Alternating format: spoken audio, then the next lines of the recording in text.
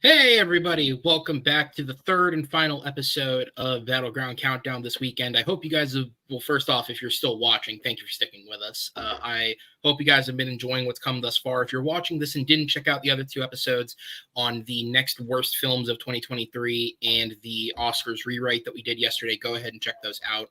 But today, on the day of the Academy Awards for the year 2023 in the year 2024, we are doing the next best 11 films of 2023. I am joined, of course, by Matt Beer. Matt, how you doing?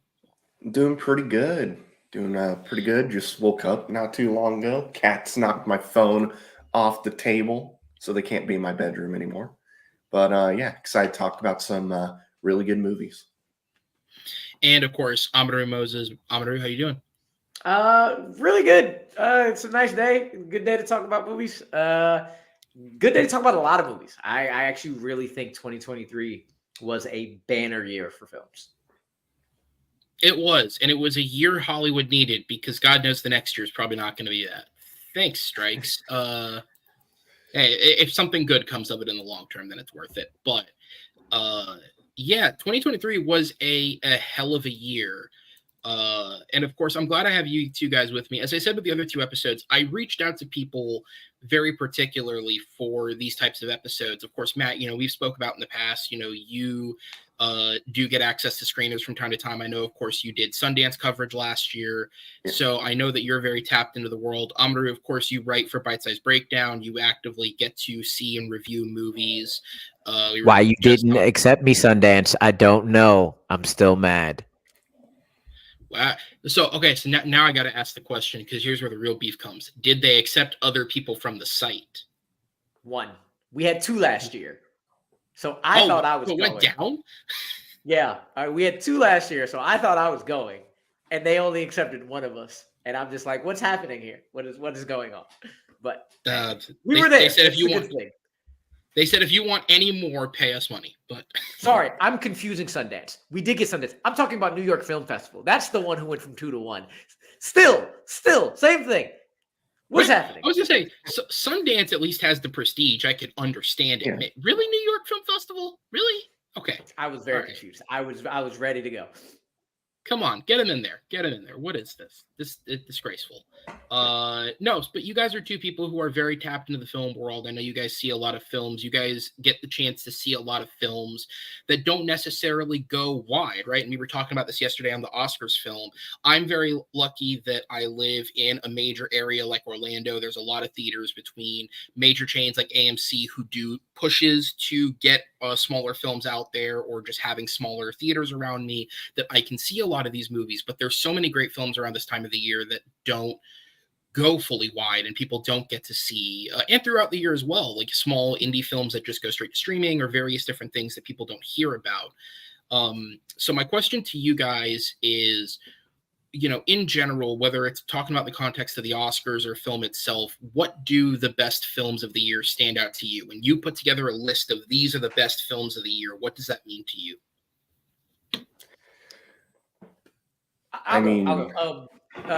So I usually have I have 3 things I put together. One, I get my favorite, which is just strictly what I love to watch. I don't care where they rank, blah, blah, blah. Like right now in 2024, I have 2 movies that are 4 stars or above out of 5. One's Dune Part 2, and the other is Beekeeper. Both were 4 stars or above, and they are clearly not of the same rank. But I love Beekeeper. Absolutely love it. It was perfect for what it needed to be, or at least 4 out of 5. A 4 for Beekeeper is not the same as a 4 for Dune. Then I go top. Put my bias out of it. Of course, I have to like the film, but what is as objectively possible? What is the best film of the year for me with the least amount of subjectivity outside of did I like the film? That do that, right? For me, best is a combination of both. And it is not scientific in any way. It is imperfect in all ways. But the feeling is I need to combine my best with my favorite. And then if I have something going, what does my gut put above? So that's how I put my best film of the year. Sometimes ones that like I enjoyed more are a little lower down because I can clearly see it's not as good of a film. But sometimes ones that I enjoy much more that are not objectively as good, I put higher because I connect to it that much. So yeah, exactly. It's all on feeling. Matt? Yeah, kind of the same thing for me. I gotta enjoy myself watching a movie first and foremost. If I'm bored out of my mind, it doesn't matter how good the movie is. It could be the most well-written movie. It could be the most well-acted movie. If I'm bored, it's not going to make my best of the year list. So I got to enjoy myself watching it. Zone of interest, yeah. Sorry. Like that. Zone of interest. Congratulations on your international feature, Oscar Jonathan Glazer. That's probably what you're getting. Yeah, congrats. A woman sits at lake for 10 minutes. But yeah, I got to enjoy myself while watching a movie. But also, as long as I like it, if I'm having fun, it's probably going to be up there. But if it's really well made with the writing, directing, acting, all the basic things, and you could just see how well written of a movie or how well made a movie is, it's probably going to make my best as long as I enjoy it. So that's kind of my main thing is I got to enjoy the movie. Like there's a rarity like Schindler's List. I don't enjoy Schindler's List, but it's a I was gonna say it's there. So like there's exceptions like that. Exactly. There's always you can appreciate it. Yeah, I was gonna say even in Schindler's List, there's an enjoyment factor in how horrible you feel because it's such a good fucking film. But you're not watching it again if you don't have to. Yeah. There's obviously exceptions. When we say enjoy, there's a larger scope to that. I'm not going out of my way to find a horrible film like that and enjoy it. You know what I mean? Yeah. Like, I'll tell you one that's like a bad movie, but I enjoy it because it was fun. I saw it yesterday. Imaginary. It's not good, but my God, is that movie fun? You're the second person this weekend on this show to say that. Austin also gave it a recommendation on that. Nick from Bite Size says this is not a good movie in any way, shape, or form, but my God, did I enjoyed the shit watching out of that film. Yeah, the third act is pretty fun. Once you really get into it, it gets pretty fun. And there's some pretty cool visuals in the movie too. But yeah, like that's not going to make my best of the year list. But I'd say Jeff Wadlow just needs to give up making movies at this point. But clearly, he's getting people to enjoy them. So even if they're fucking awful, they're terrible, but they're fun. Does anyone know? Is this one titled Blumhouse's Imaginary? They kept doing that to him for a few years. They would put go look it up. So. He has a couple of films that he made prior to this for Blumhouse where they would title the film officially Blumhouse's Fantasy Island or Blumhouse's Truth or Dare, so that on the marquees at the box office it would just say Blumhouse because there were too many letters. So people were just, Blumhouse movie, I'll go see that. I'm not kidding. It worked. I was there for Truth or Dare. It worked. Yeah, it did work, but they didn't do Blumhouse Imaginary. Okay, so it's not titled. They just let it go on its own. Yeah. One of the cheapest marketing tricks I've ever seen, and it fucking worked. So But yeah, so let's talk about better films, actual good movies. Yes. So as with the show that we did on Friday for the worst films, obviously, best lists have already been well and out. I mean, the joke I've continued to make is I think it was Variety put theirs out at the start of December, which was just absurd. But people have been putting best list out for months. This topic comes as a result of my personal go of this, which has always been when I was a teenager, I gave myself until the Oscars because I feel like the Oscars is the true end of films from that year. I know it happens 3 months into the next year, but we're still discussing those films. We're giving awards to these films. This year's weird because the WGA awards don't happen until next month, but I'm not putting something like this off till April. So, we're doing it now. So instead of doing the best 11 films of the year, because people have already discussed those, we're doing the next best so we can sort of put our thought and discussion into just other films that were great that we would recommend that maybe wouldn't get the time of day because they're not on the top list. And then at the end of the show, we're going to put together a master list of all of them, 22 films, combining our opinions from all of them. So the way that the show works, Matt, I'm going to have you go first of the three of us. So you're going to do your 22 to 19, then Amaru, then myself. And we'll go back to you for 18 through 15, to Amaru, to myself. Then the top three, 14, 13, 12 in this case, we'll trade one apiece and go back and forth. if a film is in a higher section of the list that we'll be discussing, we'll say punt and wait till that section. So for example, if your 19 is Amaru's 13, we'll wait. However, if it is in the top 11 list proper for someone else, we don't have to punt. We can just discuss it then, since we weren't going to be discussing those lists in full anyways. Does that make sense? Yes. Yep. All right. I had so many movies that I actually have like 32 because I swear 2023 is going to go down as like with 2018 and 1999 as favorite movie years of my lifetime. So I'm hoping a lot of y'all films are in my 23 to 32 because I want to talk about those as well. Well, this is going to be a great conversation. I love it. I have a handful of honorable mentions as well, so I'll give you a chance at the end. If there's one we don't get to, I'll let you throw a second out there at the end. Beautiful. No, I was gonna say recording purposes. No one has an extreme heart out, right? No. All right, cool. So we can talk. Let's do it. Matt, go ahead and start us off, man. What is your number 22? All right, so my number 22 is Dungeons and Dragons: Honor Among Thieves. We're punting right now. Oh, we're punting. Okay, there we go. That is a punt.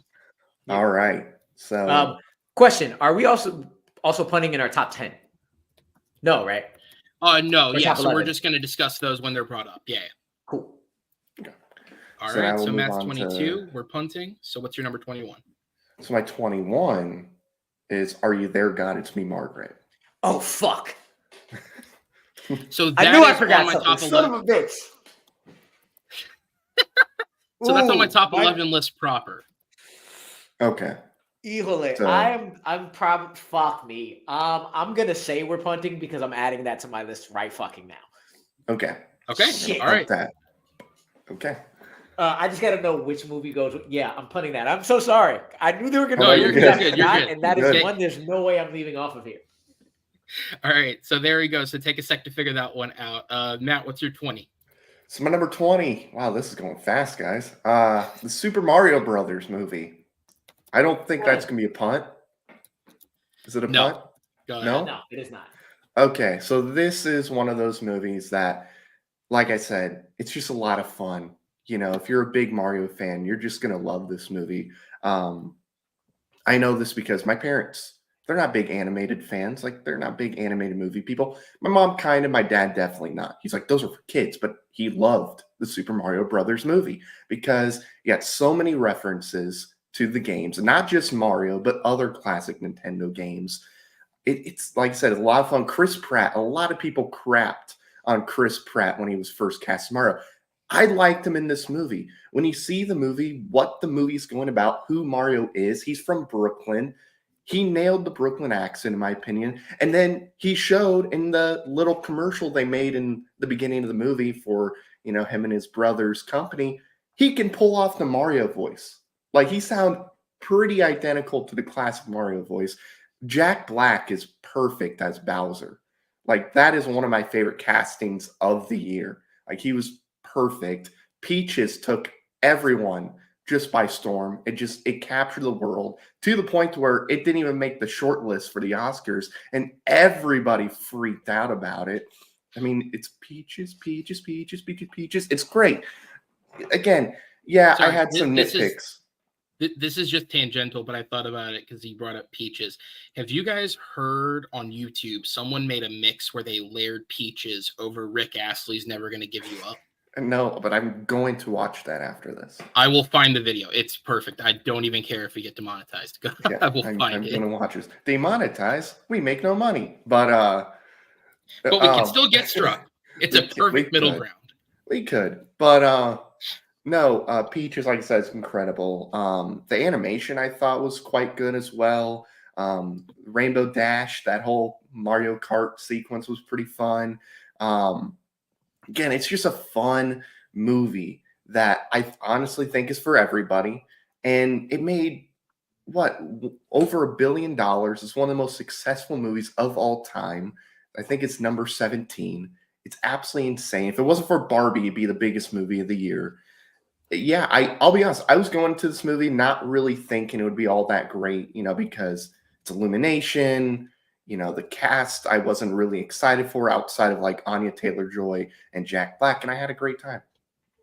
Is this movie something that deserved to be nominated for Best Picture? No, but it's fun. I'm in 100% agreement here. I very much enjoyed Super Mario Bros. It's not in a top list anywhere, but like I got out of the film was like, that was great. That was my childhood.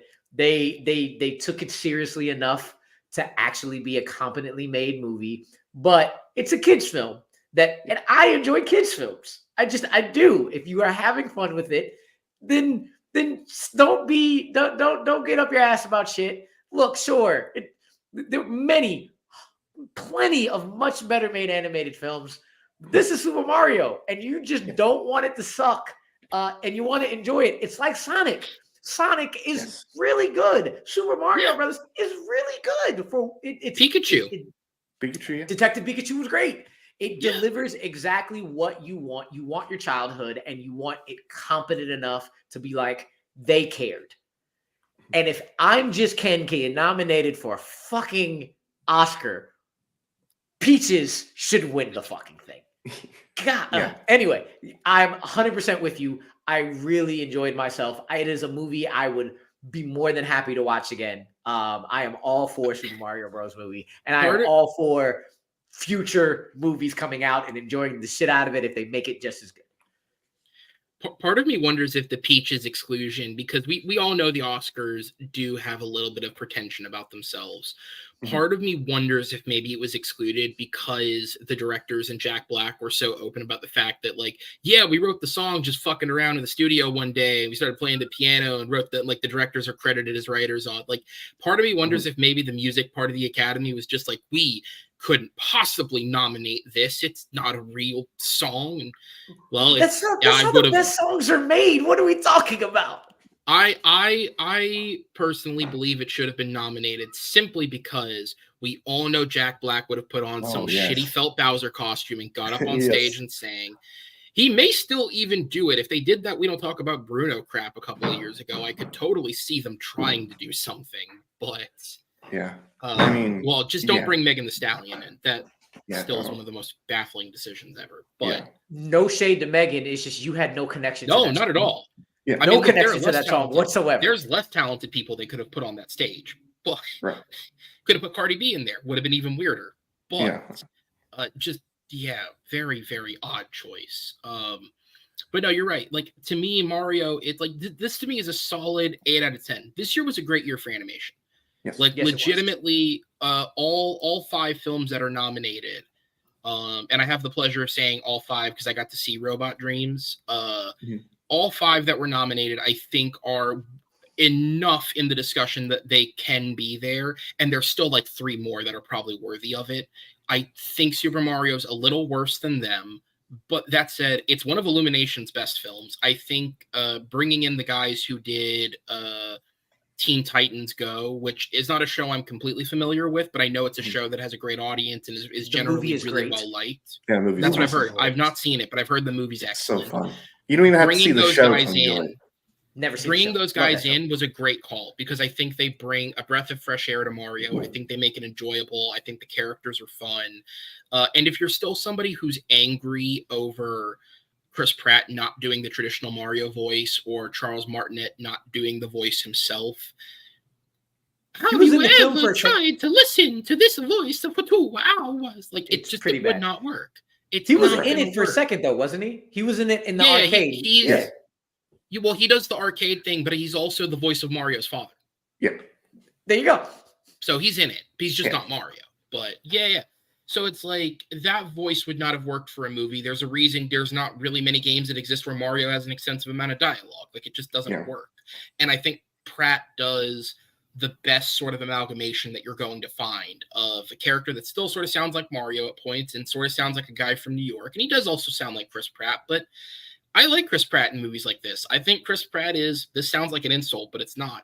I think Chris Pratt is the perfect template actor to put in films like this because he's likable, he's got charisma. There's a reason he's led so many of these Guardians, Jurassic, Lego Movie. He's just kind of good for this type of thing, and I think he works. Yes. Also, shout out to Luma Lee Star stealing the entire movie. Oh my God, that star's hilarious. Yes. Bring that star back. Expand its character. Yes. Why is it depressed?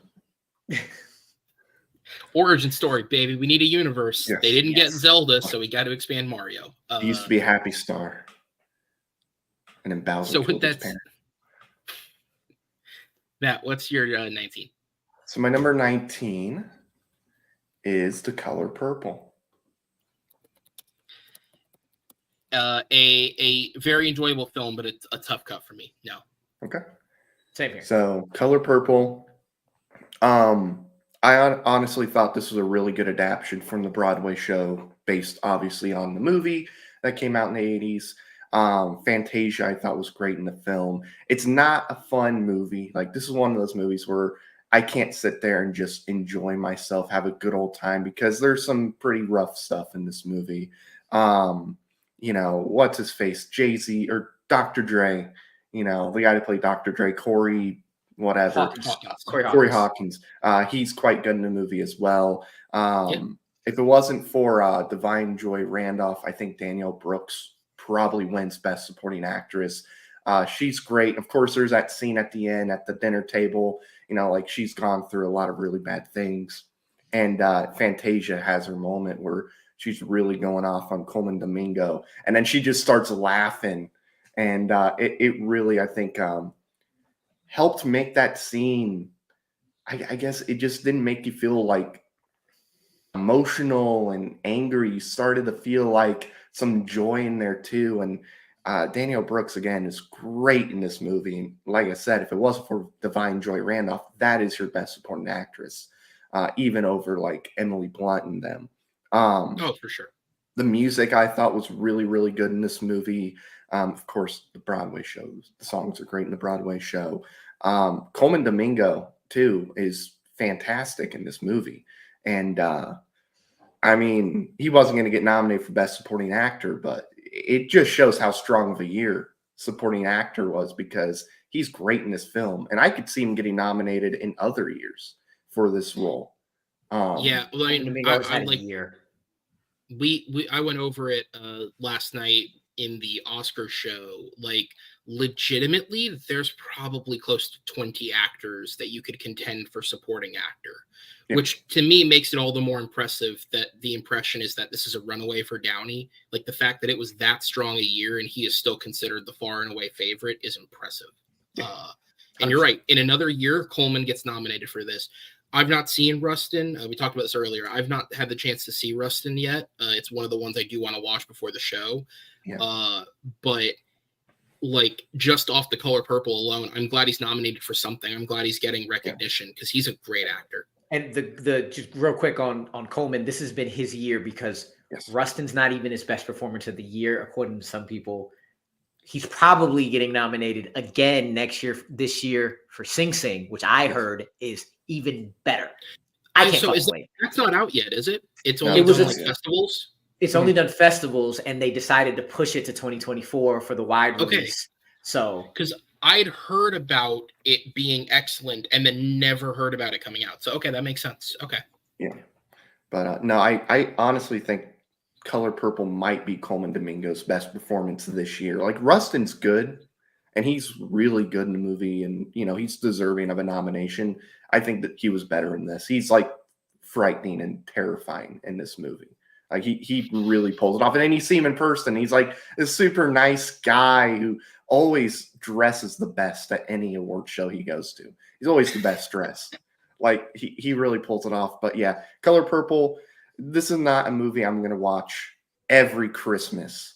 But it's a really good movie with some fantastic performances. I have some questions if you have watched this every Christmas. Yeah. I'm not watching this during the holidays. It's not going to get me in the holiday spirit. I was going to say, actually, funny enough, you mentioned it's not a fun movie. I think my issue with the film is, and again, maybe it's because I'm not familiar with the stage show. Maybe there's something I'm missing. I feel like the musical sequences are almost too fun for what happens in between. Yeah, like, I find myself getting so engaged in the musical sequences that it did kind of pull me out a little bit because of what the story is and what it's doing, which on some level is a credit to, I'm going to butcher the poor guy's name, but Blitz Bazawule. Yeah, that's it. Okay, perfect. To Technically, excellent director. The only thing I'm familiar with him for is he did the Beyonce like art film Black is King on Disney a couple of years ago, and I never saw it, but I heard for what it was very good and it was really well made. And I think he really steps up to the plate with this and directs the hell out of the musical and the performances within the movie. But yeah, there was a little bit of a tonal dissonance for me. I just felt like the music was almost having too much fun. But again, maybe that's something that comes back as far as the stage show and just my lack of familiarity with the topic, because I've also not seen the Spielberg film. This was my first exposure to it at all.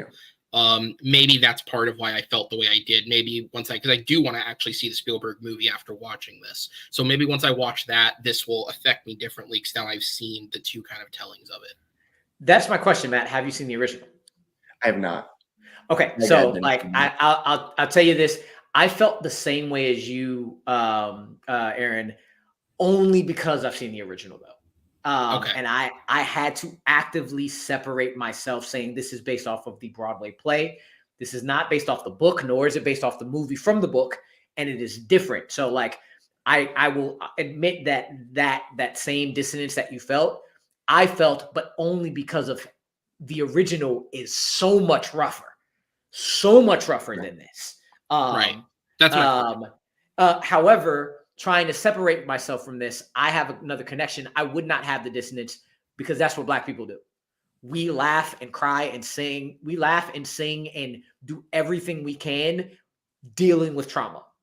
That is our go-to. We will get together. We will laugh. We will have that kind of joy to deal with the pain. So like that, like if I hadn't seen the original, I probably would have enjoyed it a lot more. I'm saying that like I didn't like the movie. I actually really love the movie. I like it a whole lot. I personally think Coleman Domingo's performance in Rustin is the best performance of the year.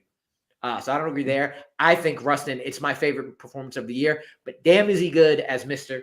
And again, the only thing that brought it down, because I really like the film, is because I do have the original Color Purple in my head, and it's a little hard to kind of separate that. And that's where I get that distance. It was like, this is a lot more joyful. And I'm like, I have to remember this is not the movie. This is the Broadway tale. So go ahead and try to separate it. But I enjoyed the shit out of it. So yeah, and I would say when you put it in that context, it does make it makes more sense, the approach that's taken towards it. But it's interesting how through two different sort of contexts we come to a sort of similar conclusion on it. But again, that said, it is very well made. The performances are stellar throughout. This movie continues to fuel my opinion that Corey Hawkins is one of the most underrated actors in Hollywood. Yeah. The guy is excellent in everything he's in, and I don't know how he's not getting, at the very least, more work, let alone leading work, because he's just consistently kind of had these supporting roles in the movies.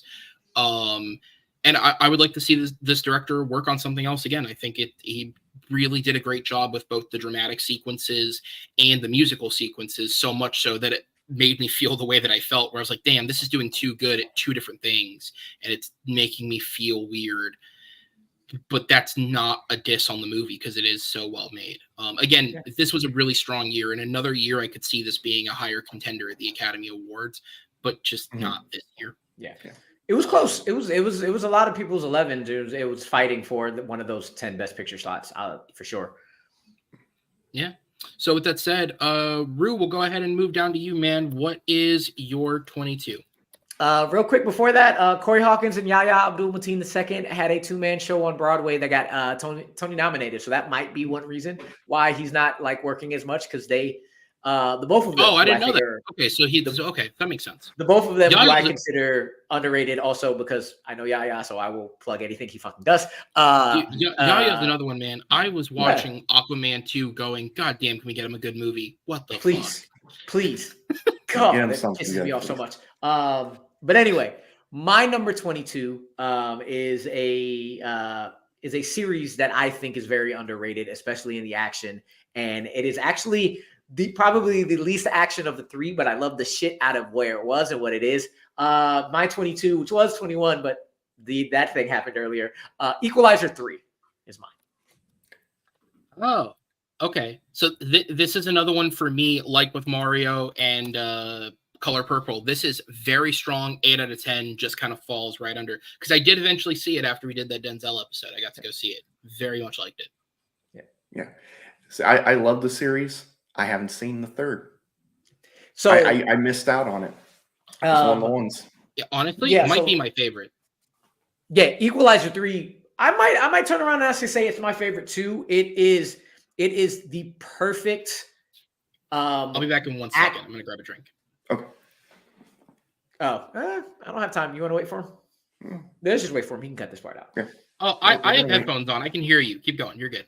Oh, okay, cool. So right. he's there in the ether. There we go. He's Equalizer with us 3 is the perfect vehicle for where Denzel is right now.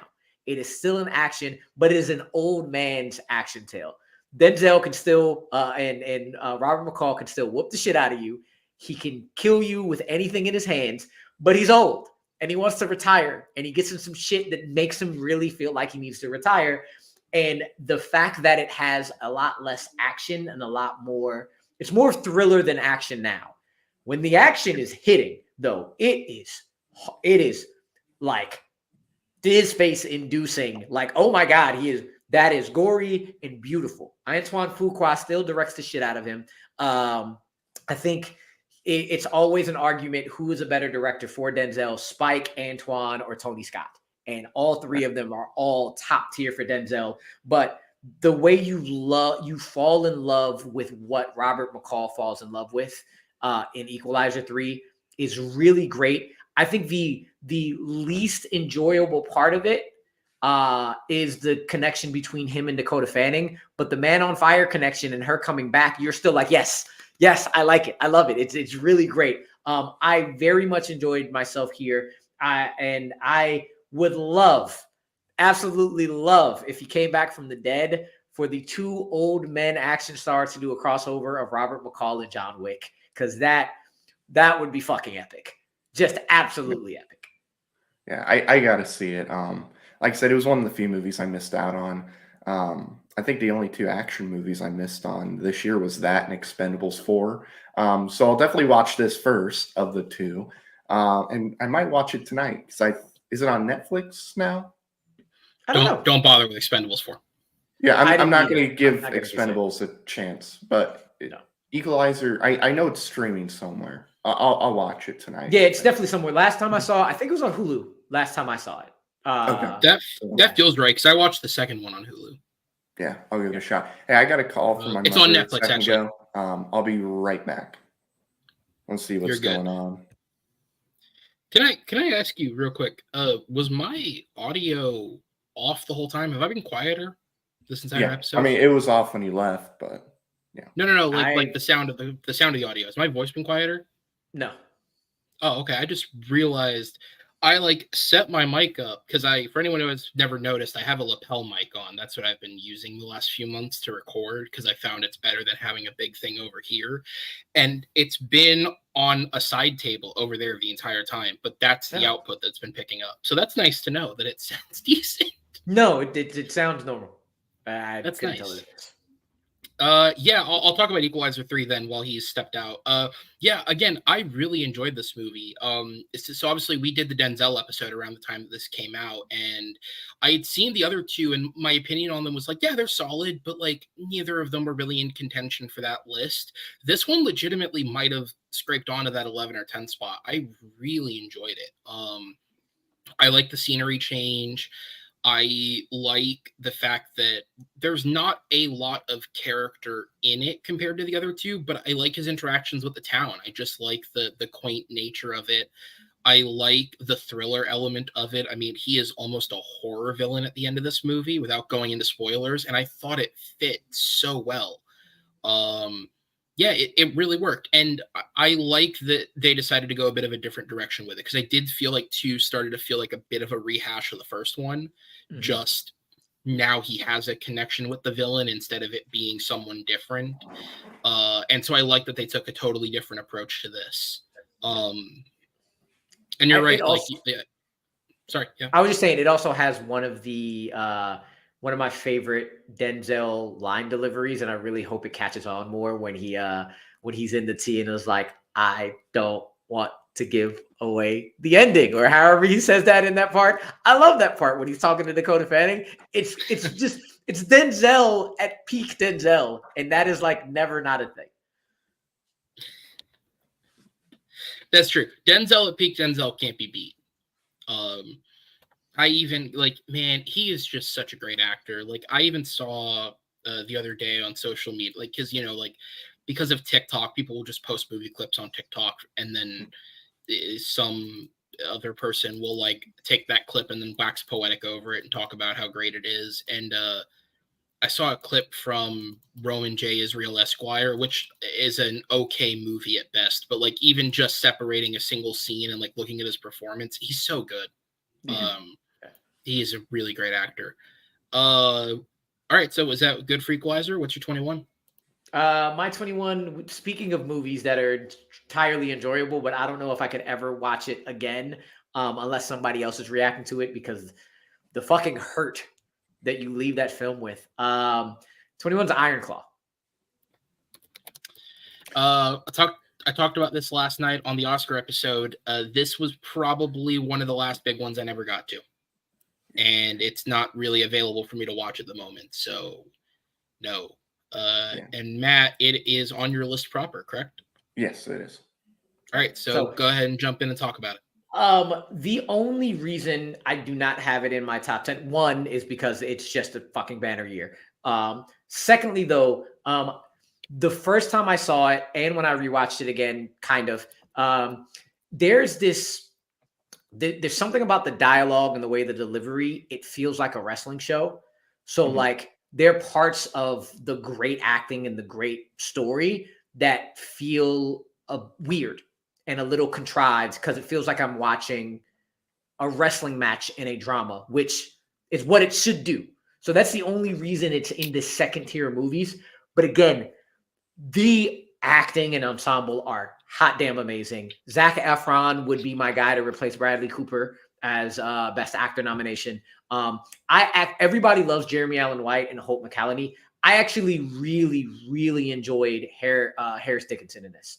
I thought he was the other top tier performance in this. I don't know why I gravitated towards him. Probably because in the film, he's the one you're supposed to gravitate towards because he has the mic skills and he has the personality. But the amount of trauma, so much trauma that they didn't even include all of this family's trauma in the film because they thought the extra brother would be too much. And the final scene of him and again, the final scene, I'll just say the final scene because you have not seen it. My gosh, just the fucking heartbreak. It is excellently crafted. It is excellently shot. It is the perfect combination of wrestling fans and what they love about it, and the Von Erich's truly ridiculous story. And my favorite part is that director Sean Durkin did not make it into trauma porn, because it could so easily become just trauma for trauma's sake, but actually giving heart and hope and care to such a fucking tragedy. It's an amazing film. Yeah, it really is. Everybody in this movie is great, especially Efron and Jeremy Allen White. I think they're both great in this film. I wish that it was A24 that did this, right? That distributed it and stuff. I wish they would have pushed this more than what they did. It seemed like they didn't really put much of a campaign together, because I think if they did, it might have gotten a nomination for something. Maybe not Best Actor, Best Picture, but I think it would have gotten some more buzz, and it would have had a better chance of getting some big nominations, whether it would have gotten it or not. It's not easy to watch, for sure. It's definitely tough to watch, especially as somebody who has brothers. It's not easy to watch at all.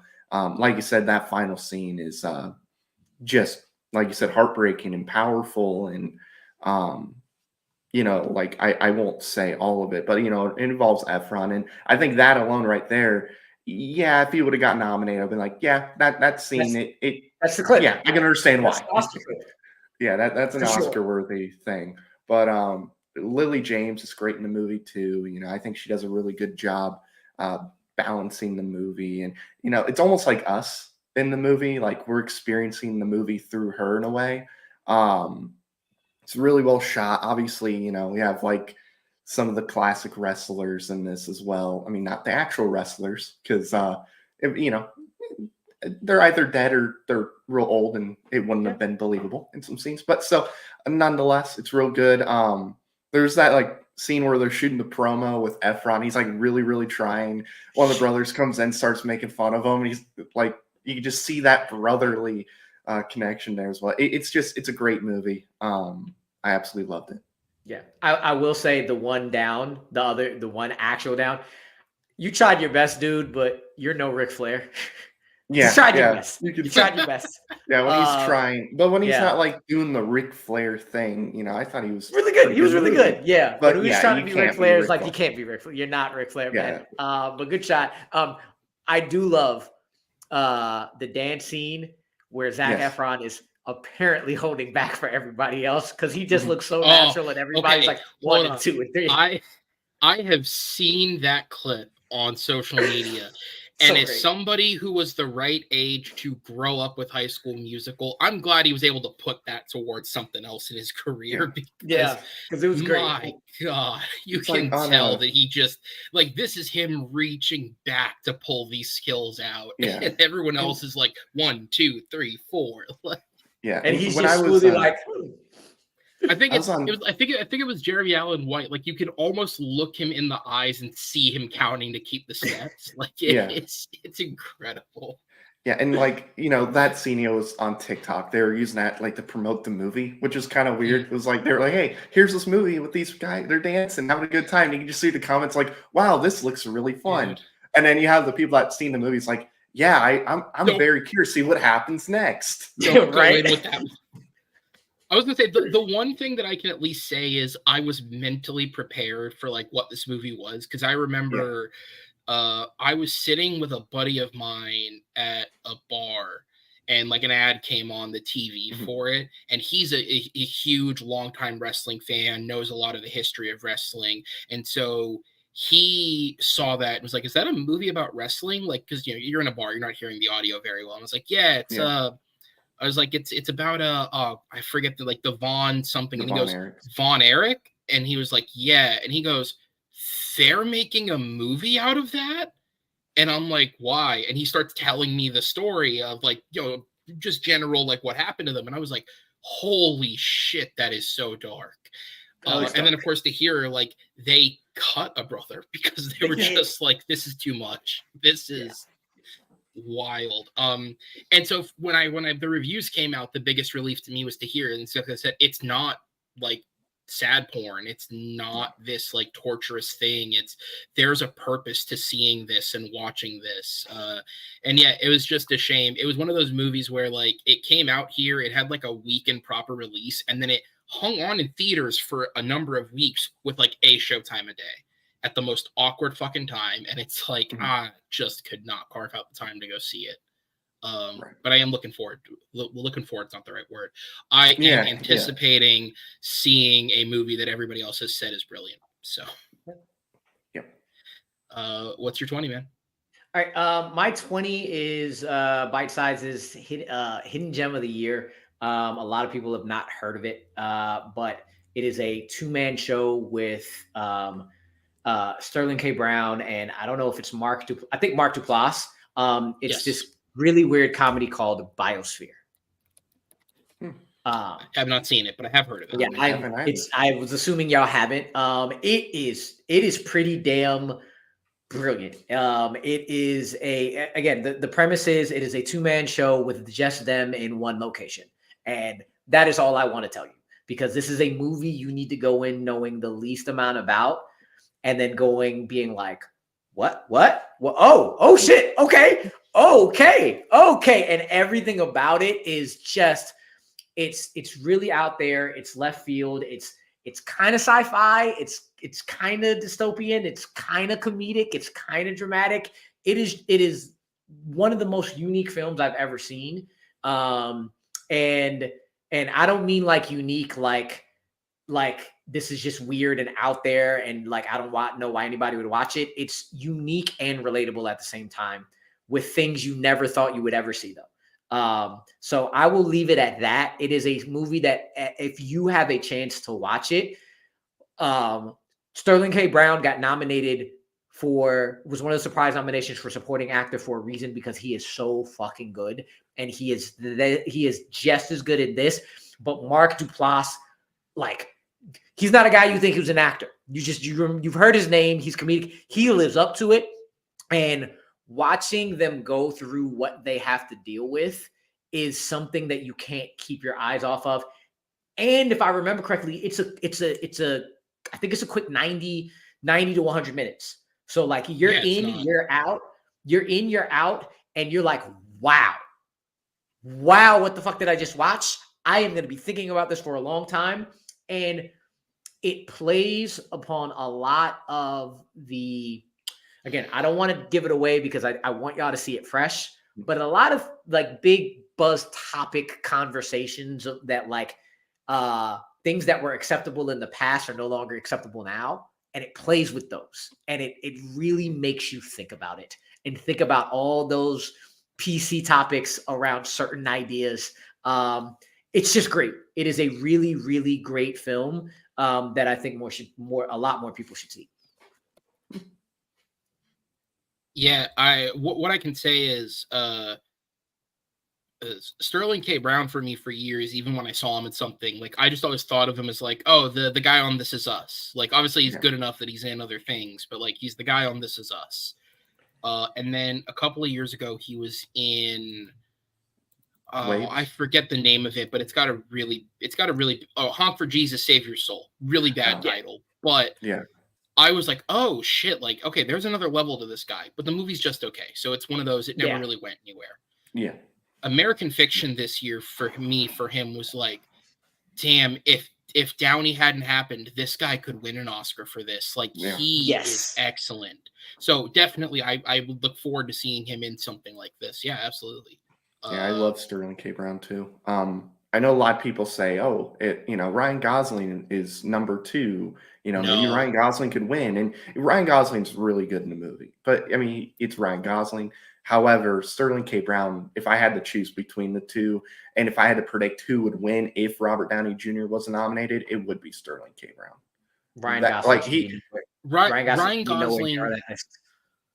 Ryan Gosling getting nominated is the same as Johnny Depp getting nominated. You're being nominated for the sheer commitments to the ridiculousness of this performance and pulling it off, but you're nowhere near a win. No, you're talking about the tourist, right? Sorry, what? You're talking about the tourist, right? Because I actually loved him getting nominated for Jack Sparrow. Well, no, so I mean in the context of like he gets nominated for Jack Sparrow because there's a level of commitments that he brings to this role that not a lot of people would have. Sure. But I don't think he was anywhere near the win. I see Gosling in that same light. Yeah, and like Gosling's good in the movie. Like I don't think I would have nominated him either, but I just feel like because it's Barbie, a lot of people will be like, oh, Gosling's clearly the runner-up, but no, I think it's Sterling K. Brown. Like he's great, and then he was in Waves a while back too, and I thought he was great in Waves. So I've been a fan of him because I heard it was depressing. It's depressing, but he's great in the movie. Like sorry, it wasn't Oscar nominated, and I heard it was just fucking sad. So it is sad, and I mean, I got to look at who was all nominated that year, but I think he could have been nominated. I think he was really good in Waves. But yeah, I got to watch this movie. I never heard of it until you said it. So. Yeah, it's great. It's something definitely, if you have a chance, definitely go watch it and don't look up anything about it. Okay. All right. What's your 19? A punt. Now it would have been, it wasn't earlier, but it is now. Or at least it's in the same bracket as yours now. Dungeons and Dragons Honor Among Thieves is now my 19th. That is still a punt. Oh, yeah. Okay. Very nice. All right. Sorry. Just every time I spell dungeons, I have to be like, this is how it's spelled. I always have to remember, is it amongst or among thieves? It's like among, just among. Among. All right. So then, so with your 19 being the punt there, we'll go ahead and move on to my 22, which I was going to say, this wasn't intentional, but I am also glad that it's you two guys here because two of the movies on this list are two films in particular. I remember discussing one with basically, there's two films on here that I remember in particular discussing with each of you, where there was a particular film where Matt vouched for it, and there was a particular film where Amaru really vouched for it, and it was on your guys' recommendations that I went and checked the film out. And both of those films made this list. This one is going to be the one that Matt recommended to me. It's the latest film I saw that made it on the list because he raved about it early on in the year. I think his exact words were, "If someone doesn't get nominated from this, I will be shocked." Unfortunately, it did not play out in their favor. That was in January, though, I think. It did not play out in this movie's favor, but it was because of Matt's words. When I saw it pop up on Netflix, I was like, I should watch this. My 22 is Fair Play. Yeah, that's a punt. Okay, I figured as much. I was like, when I saw it wasn't on your top 11, I'm like, if this isn't on his list and it's on mine, I'd be shocked. So that is the punt. All right, so then my number 21 is a film that I really, really enjoyed, and in many other years it'd probably be higher because of my affinity for animation, but there's just so much great animation this year that it's at number 21. It is Nimona. That's in my top 10. Not even 11. Yes, it 10, is. So. Is it on your 12 through 22, Matt? No. Okay. All right. So we'll talk about it here then. Yeah, I really enjoyed this movie. Maybe the honestly the biggest shock of this entire film for me is Eugene Yang, a Try Guy, being one of the three leads in this movie, and he's actually gives a really good performance, especially against like two really established actors in Chloe Grace Moretz and Riz Ahmed. Like, if I did not know his background, I would not have guessed that that's where he comes from. But the performances in this movie are stellar. I think the story's really intriguing. This movie is essentially the last breaths of Blue Sky Animation. That's where the movie started, and then that studio got killed, so the movie got moved, but the same director stayed on. It's a damn shame that Blue Sky went out on the highest of highs, because between this and its actual last film, Spies in Disguise, it's probably two of the best films they made. And now these guys have their own animation studio with Annapurna Pictures, so I hope they continue to go forward and make great films. This movie, beautiful animation, a really great story. And at the center of it, it's a movie about love, which you wouldn't expect walking into it, but there are kind of two central love stories, and for representation, two great queer love stories that are kind of at the center of this that lead to a lot of the conflict. And I think that this movie, the approach that a lot of parents take of don't educate kids, just kind of shelter them from it until it's inevitable, is stupid. For me, in my opinion. I think this is a great way to introduce kids to tougher themes like that, specifically in relation to LGBTQ plus themes. Like, I think the movie does a really great job at working the story in naturally and giving you great characters around what a lot of people would write off as just an attempt for representation. It's not that. It's a great film with great representation. And it's on Netflix, so it's easy to access. I would recommend everyone check it out if you haven't. Rue, obviously it's on your list proper, so you have even better things to say than I did. This movie is special. It is, to me, the second best animated film of the year. Everything you just mentioned. Not only is it about love stories, but it's also about self-love and identity and accepting who you are. And Chloe Grace Moretz and Riz Ahmed's chemistry is off the charts. The chemistry everywhere is like between Eugene Yang and Riz Ahmed is also great. I called it one of the only Spider-Verse animation, not knockoffs, but like copiers that actually evolved the animation instead of trying to just emulate it. And like, there's another animated movie this year that is my second favorite over it, even though I don't consider it the second best. Like, I ranked Nimona higher, even though I like I enjoyed the other movie a little bit more.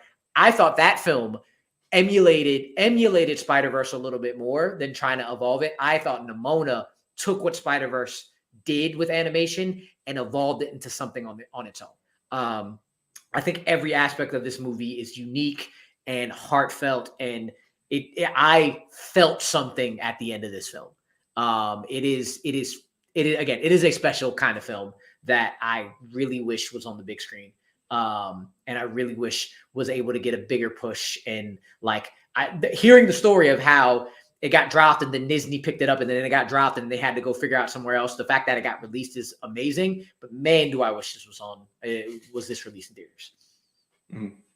Yeah. Yeah. I think it would have looked beautiful. Yeah. Yeah. Matt, any thoughts before we move on? Yeah, great animation, a lot of fun, creative things to do with the animation, especially towards the end of the film. Great voice acting, overall really good story. And this shows how good of a year it was for animation because it didn't make my top 22, but it was pretty close to making it. All right. So then we'll go ahead and move on to my number 20. And this is a film that I'm actually going to let you guys do most of the talking on because, again, great year. This was one that just fell a bit lower for me, but it's in both of your top 10s. My number 20 is Past Lives. For me, this sinks lower than the rest more simply because it took me a little bit longer to get engaged in the film. I think the first act, it just didn't quite suck me in immediately. Once we get to they're a little bit older and it's more not about the awkward beginning of the relationship, but the awkward later stages of it, I think that's when I'm really sucked in. The performances from all three of really the only actors in the film are excellent. The writing is top notch. This is one of the best debuts of the year for Celine Song. But yeah, this is just, again, if you want great dialogue and great performances, I think this is a great one to look at. But again, you guys obviously had it a lot higher, so I feel like I'd rather let you guys praise it because you'll probably have better things to say. Yeah. For me, Past Lives was, I actually felt similar to you. Like this is one of the films that is in the lower part of my top 10 because when I watched it, I had already heard a lot about it, and I really try not to let like overhype or underhype play a role, but you can't help it. But when I got out of it, I was like, that was cool. That was good. But the farther away I got from seeing it, the more and more I appreciated it and realized how really brilliant it is, especially if you hear Celine Song talk about what she does with her direction. Just go watch an interview or go watch one of the roundtables and talk and hear her discuss how she shot it. And it made me appreciate it more. And I just think the movie is fairly brilliant. And one of the best things about it is I love the discussions I get to have past it because specifically around John Magaro's character, being a husband that is allowing his wife to deal with the emotion she has of a past lover that is a what if and him being there. And talking to other people who are like, that couldn't be me. No, you are not letting this man come into your life working. Hell no, that's not happening. And I'm a weirdo. And that is 100% me. I am 100% the 100% trusting kind of person to be like, you need to do this. You need to deal with it. Go deal with this. Especially if I'm around. Go ahead. Because one of the two things are going to play out. Either we're going to become a much stronger because you have dealt with it, or we're going to find out that this wasn't meant to be because the trust I had in you is not the everything you had. Like, that's the type of person I am. But I also love the other aspect of it that a lot of people miss with John Magaro's character. The line, you dream in a language I can't understand. Like, that is a point I think a lot of people miss, that I think that is the reason his character is the way he is, because this is a part of her that he can't reach and he needs to understand it more to whatever degree it is. And I think it's beautiful. So that is why, even though while watching it, I was like, this is cool, but it is a bit slow and it is a bit, but the more I think about it and the more I talked about it, the much more appreciation I have for the film. Yeah, this is definitely a movie that can bring up a lot of discussion. Celine Song, I can't wait to see what else she does next. I thought she did just a fantastic job with her first film, and it's beautifully written. It's a beautiful story, and the performances are all beautiful. It's just a beautiful movie. Yeah, I totally would be like the guy who's like, oh, there's this girl who moved away. We would be together forever, and trying to like do my hardest to find her, and then finally we find her. She moved to another country. Yeah, you really feel the pain for him, but you also understand just with her and her husband of like, look, man, maybe if she would have stayed, maybe she didn't move to America, maybe they would be together, but she did, and now she has a whole other life, and she has to accept that. Yeah, she had this past life. He has to accept, look, that was a past life of hers. Now she's on to another life. You got to move on to your next life. You got to just you gotta make the most of what you have there. It's beautiful. It's sad, but it's a movie that I think you can really have discussions about. Like Amaru said. So yeah, I love this film. So that this was where did I have it? You had it at number 5. My number Yep. 5. All right. So if that's it on past lives, we'll move on to my number 19, which is Killers of the Flower Moon. That is a punt. Okay. All right. So with that, then we'll circle back around. Matt, we'll go to your number 18. So my number 18 is another movie I watched last year with Sundance, and that is Theater Camp. All right. I have not seen that. That's one of the honorable mentions that I had mentioned. It is. Theater Camp is so good.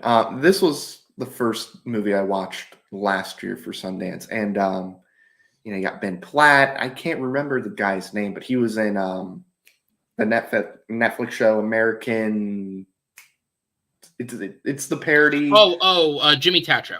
Yeah, Jimmy Tatro's in this film, and the American penis Vandal. show. That's what it is. Yes, the penis show. The The penis penis show. show. It follows him. He goes to this camp, and he's recording. It's all like the film is basically shot just like if it's on a camcorder, and it's like almost kind of like an Office mix in it too. It's like American Vandal mixed with a little bit of The Office, where you have the guys talking in the movie, like being interviewed. It's such a fun movie. And if you're a theater person, like if you were at theater camps or if you were in drama, you're gonna relate to this movie, especially if you're at theater camp. It's just a great callback to that. Great performances in this movie. The final performance that you see at the end of the movie is one of the funniest, like, just sequences or whatever of a movie I've seen all of last year. It is absolutely hilarious.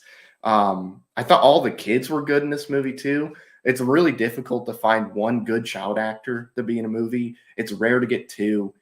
I haven't seen that many child actors that are able to pull off that, hey, I'm attending this theater camp and it's believable type of thing. Ben Platt, I'm not a big Ben Platt guy. Maybe that's just because of the movie Dear Evan Hansen that really turned me off from him. But he's great in this film. Like, he's so good. And he plays a dick really, really good in this film too. Can't remember the actress's name. She also directed the movie with, I think, her husband. Molly Gordon. Yeah, Molly Gordon. She's great in this film. Her and Ben Platt kind of play like these, they're like friends that were real close and went to theater camp together. And they kind of stayed behind to help the next generation be a part of this camp. But it is a fun movie that I knew nothing about going into it. And I just had a blast. All the theater stuff was great in this movie. Like I said, the third act is phenomenal in this film. But yeah, Theater Camp is my number 18. I haven't seen it, but it's on Hulu. I've seen that. I've seen that it's there. I'll just say Ben Platt is forever Benji from Pitch Perfect for me, and I'll let that nothing else taints that. And I forgot about Pitch Perfect. He was great in Pitch Perfect, but yeah, Dear Evan Hansen. The Broadway show's great. Why the fuck did they allow him to be in the movie? Oh yeah, you don't look like you're a kid. Let's put makeup on your face and make you look like you're 80 years old. God, you look like an 80-year-old creep that decided, I'm going to go back to high school. Yeah, of course nobody wanted to be your friend, Evan. You look like an 80-year-old pedo. All right, a movie with less pet in it, Theater Camp. Yeah, I agree with everything Matt said. This movie's a lot of fun. I talked about this on, I think, the worst episode, because we were talking about the Regal Monday mystery movie thing. Mm-hmm. This was one of them, and I happened to be at this one because I knew someone who worked at a theater, and they were like, "That's what it's going to be." So I was like, "Okay." So I showed up, and for some reason, I forget what movie it would have been, but the audience was really convinced it was going to be a horror film. Like, they were just really, really convinced that they were going to see a horror movie. And obviously it was theater camp. And the way that they do the thing is they have like when you go to a press screening, they have like the press banners that usually sit up on the screen with like the movie and whatever else. They put one of those up like briefly before the movie starts, so you know what it is before you watch it. So when theater camp goes up, people were groaning. I saw a couple of people get up and leave. Like they were just so ready for this horror movie, whatever it was, that like there was a visceral reaction of like, oh, this is what it is. I literally heard somebody say like, we hadn't bought concessions. And by the end of this movie, people were standing up and applauding. Like this movie won a theater over like I have not seen in a while. Because honestly, like movies, generally, if you're not interested in seeing a movie, you don't pay to go see it. So it's not often that a movie has to win over a theater of people. Like generally, you can lose a theater, but you don't generally have to win them over, because if you're a good movie and they're there because they want to see it, that makes sense. But this movie won a theater over like I have not seen in a long time. And it was incredibly impressive. And it is a hell of a lot of fun. Again, it's an honorable mention, just kind of off to the side. But it's excellent. So what's your 17 then? So number 17 is Mission Impossible Dead Reckoning. No longer part 1. No longer part. Punting that. Alrighty. All right. So I'll move on to 16, which Go is ahead, going. Wyatt. Oh, I'll let you do. No, go go ahead. ahead. Oh, I didn't know if you put the banner up because I swapped to the list. My number 16. Be surprised if this gets punted. It's Thanksgiving. Did not see it, so Did not see. Neither there did you I. go. Thanks. Okay. So Thanksgiving, I was convinced when before the trailers even came out, Eli Roth, Addison Rae, this movie's going to suck. I was convinced this movie's going to suck. She's in the movie. And I was like, and she's not just like I appeared once. No, she's a part of the cast. Like she's a supporting cast member. And she's in it quite a bit. But I was convinced this movie's going to stink. It's not going to be good. Eli Roth, yeah, I liked the house with the clock built into it on a Saturday afternoon starring Jack Black and Cate Blanchett. But really, outside of that, he felt like a guy that would do like gore porn. And that's like all he wanted to do. And yeah, this movie's graphic. It is very, very gory. But I was surprised how much I liked this movie. This is a fun slasher movie, one of my favorite slasher movies in a long time. There was one that came out earlier in the year. It was on streaming, Sick, and I really liked the Peacock Sick. film. Yeah, Peacock. I like Sick a lot. This is much better than Sick. Like it's not even close. This is so much better. Patrick Dempsey's in this movie. He's great. The entire cast is good. Look, he made me not hate Addison Rae in this movie. I thought she was just in it because look, she looks nice and she's well known. We'll get the kids this week. No, she's not great, but she's solid in the movie. Like I think she kind of fits this type of movie. But it's a fun slasher that's super graphic. Some of the kills are very creative in this movie. Is it predictable? I would say so. It's a predictable film, but it's a fun slasher film. It's one of Eli Roth's best movies, maybe ever, in my opinion. It actually makes me excited for Borderlands because he's directing that too, and it makes me have hope that this might be good. Somebody is. I'm glad someone is. Like I said, gore. It's super gory. Like if you get a little uncomfortable with some violence and stuff, don't watch this movie. It's graphic, and it doesn't like go full blown. Here's gore porn like some of his other movies have been, like Hostile 2 and whatnot, or Hostel 2. It's really well written. It's just fun all around. Now Amaru was on the side. Now he's gone. But no, there he is.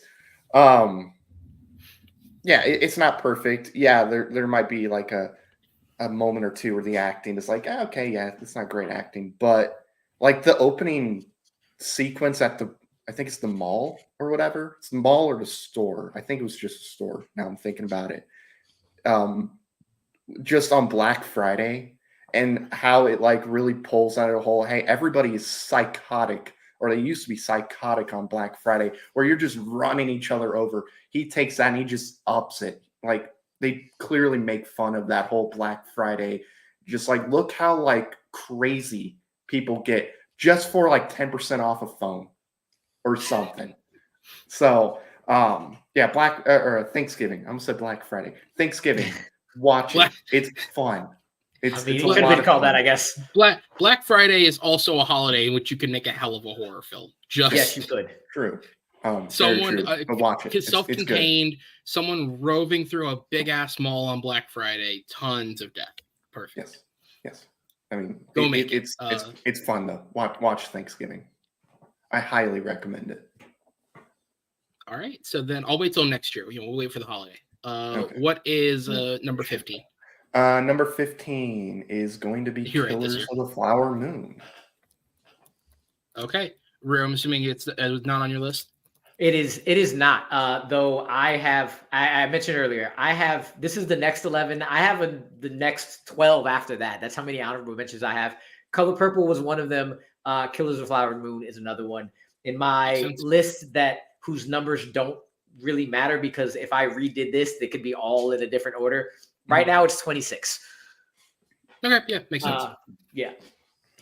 All right, so Matt, it is your 15. It was mine 19. So go ahead and talk about it, man. So yeah, Killers of the Flower Moon. This is Martin Scorsese just doing his thing. Great acting. It's a great story overall. It's a powerful story. Really well written. Scorsese directs the hell out of this movie. Really beautifully shot as well. The reason why it didn't make my top 10 was it's a bit too long. It's 3.5 hours, and I just don't really think you needed it to be 3.5 hours. I think they could have found a way to make it work. It's Scorsese, one of the greats to do it. He could have found a way to make this 2.5 hours, 2:45. I just felt it was a little too long. You could feel the runtime. And Leo does that jaw thing where I was like, okay, yeah, it's kind of thrown me off. People are like, why was he not nominated? I was like, he's good in the movie. He's quite good. But the jaw thing, it really took down. I think it took people out in general. And I think that hurt his chances, from getting nominated. But he's still good in the movie. This is one of Robert De Niro's best performances in a while. I would say it's his best since probably Silver Linings Playbook, if I had to make a guess. He's definitely better in this than The Irishman, although he is quite good in Irishman. Lily Gladstone, powerful performance. It is quiet. It is not out there like Emma Stone. Like Emma Stone really goes for it and stuff, and she's great.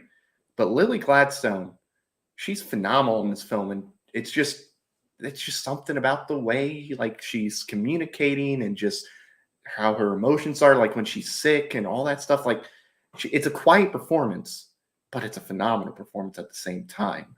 The cast is great all around. I know some people are like, "Oh, Brendan Fraser." Brendan Fraser was fucking great. Entrance into a film, because you see him sitting there, and then he just goes complete like 1 million. Just really goes crazy. And I was like, yes, I love it. He is one step away from going full. Like I say.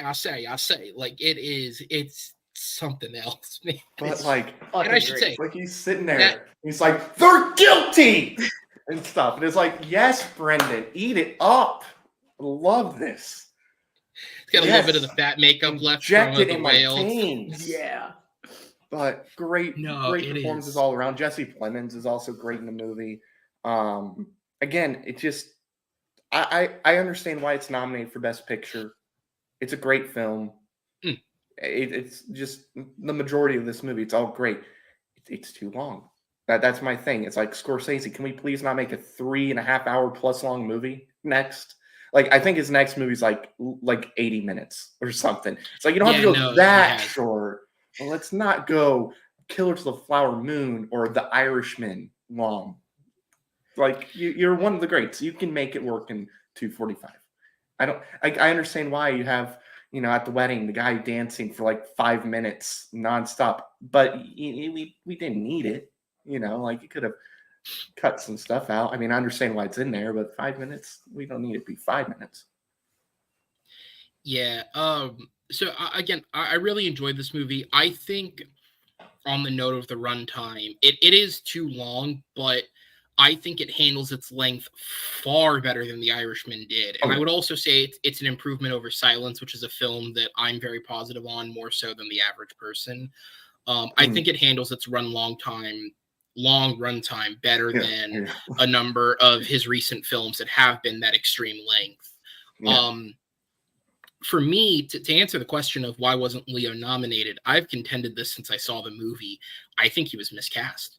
And I think it's as simple as put Plemons in his role and put Leo in the agent role. Because I think the problem with Leo is he is too smart looking.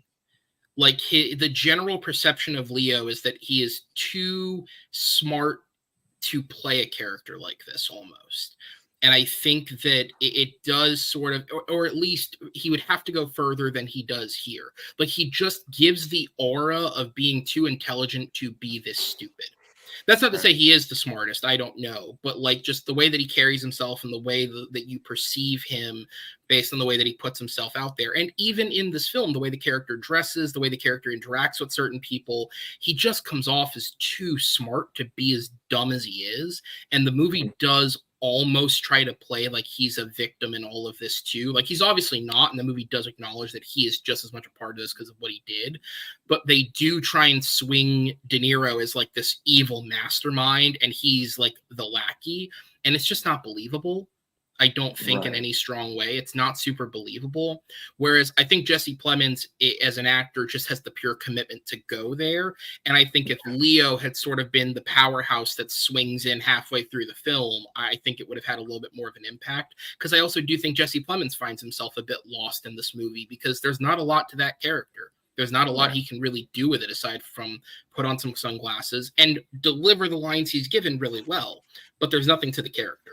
Whereas I think Leo has a little bit more of that natural charisma that would have carried that character and made him stand out a bit more. So I think it's just a place of bad casting. But Leo is the star. He's the one Apple wants to promote the film. So if this guy's the lead, you're going to put Leo in that role. Makes sense. I don't, I see why they did it. I think you're right. I never thought of it. Jesse would have killed that. Like, he would have murdered that role. For me, I really like the film, and I agree with a lot of what you all say. My biggest thing is like there is nothing bad I can say about the film, but there's also nothing that I can like point to that isn't the performances that is really great. So I was like, this is a very damn good movie. Yeah, cool. Two things. One, whether Emma or Lily win, I don't care because one's quiet and one's big, and they both are fucking amazing. And every time I have to choose between the two, pretty sure I have half the time picked Emma and half the time picked Lily, and never remember which one I pick. That's both of them are great. My favorite thing though is sorry, real quick, the random dialogueless role of Eldon Hansen in this film. A Bass brother, Foggy Nelson, is just in the background, doing nothing but being in the background. And I was like, oh, cool. All right. Hey, man, anything to be in a Scorsese film, right? Yeah. I'll play a treat if I can be in a Scorsese film. I was going to say, for me, this Oscar season, and I know like when I've spoken about it publicly, because I talked about this on the other shows, I personally think that Gladstone should have been supporting. I don't think she is a lead actress in the Oscar sense.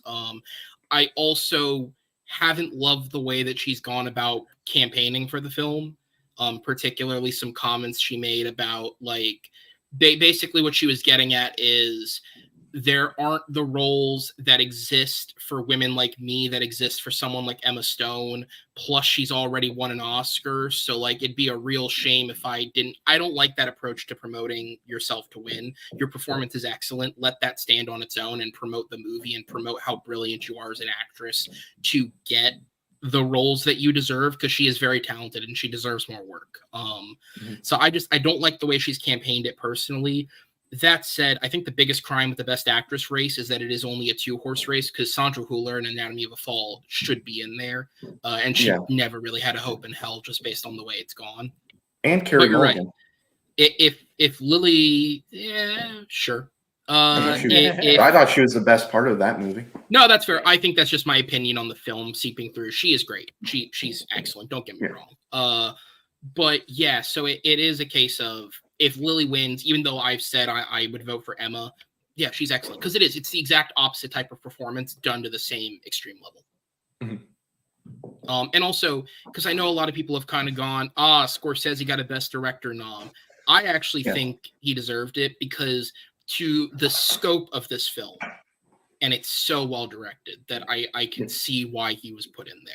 I know you're all mad that Greta didn't get it, but let's cut Jonathan Glazer and put her in, and not Scorsese. Yeah. I think he. Yeah. And she got a writing nomination too. So I mean, she did. She's going to be there. It's just not for directing. I feel so. Her comment was the best thing that I have ever read because the entire internet made a big hubbubaloo about the nominations. And when someone finally asked her, like, what are your thoughts on it? And she recounts this conversation she had where somebody was like, I'm so sorry you didn't get nominated. It's like, but I did. I am an Academy Award nominee for Barbie, just not for that category. And I hate that she's been overshadowed in any way because of this, because even if, and I said on the Oscar show last night, I thought she should have got nominated for directing over writing. I think the direction of the film is stronger than the script, but she's still nominated, and that movie's still incredibly well made. So in whatever manner. Isn't she also a producer on the film? So she's nominated there as well. She is, I believe, And Margot Robbie is also nominated for that too. So she's as a producer going to be there. Yeah. I mean, I was more on the side of, I think Greta should have been nominated for director than being on the side of, hey, Margot should be nominated for actress. Because, Margot Robbie's really good in the movie, but looking at the performances that year, like, who would you take out for Margot Robbie? Would you take out Emma Stone? Not for Margot. Annette Bening. No one. Annette Bening, I would have easily taken Annette Bening. Oh, I didn't see Nyad, I forgot. So I can't. Nyad's it's a movie. Here's what I'll say: the Annette Bening nomination was the Jamie Lee Curtis nomination last year. Yeah, that's what that was. So Annette's winning. That's what we're not kidding. No, that would be she doesn't want anything ridiculous thing ever. So Jamie Lee Curtis. Jeff Snyder would be jumping for joy, and he's the only person who would be doing that. Mance is on that train as well. Too. Oh, is Mance also on that train? Mance is actually the one on that train, while Jeff Snyder. Well, Jeff too. But Mance is on that train. Yeah. I was gonna say Jeff was the first person I heard like, no, Nyad should be nominated. It's like, really? Okay. Okay. I would nominate Margot Robbie over Annette Bening. But still, it was a great year for just movies. Just great fucking year for movies.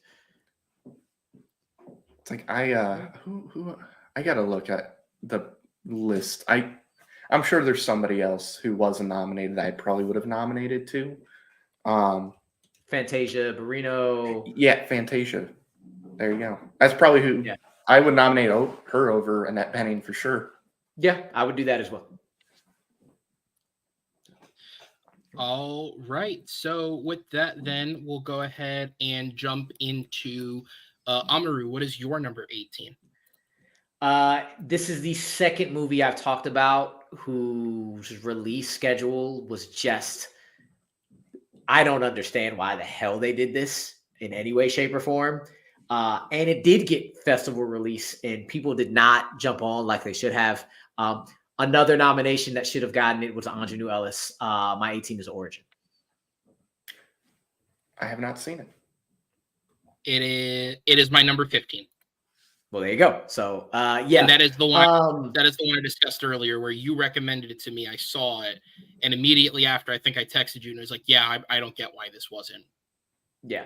So, am I talking about it now, or are you talking about it later? And then go ahead. So, Ava DuVernay is a very particular director.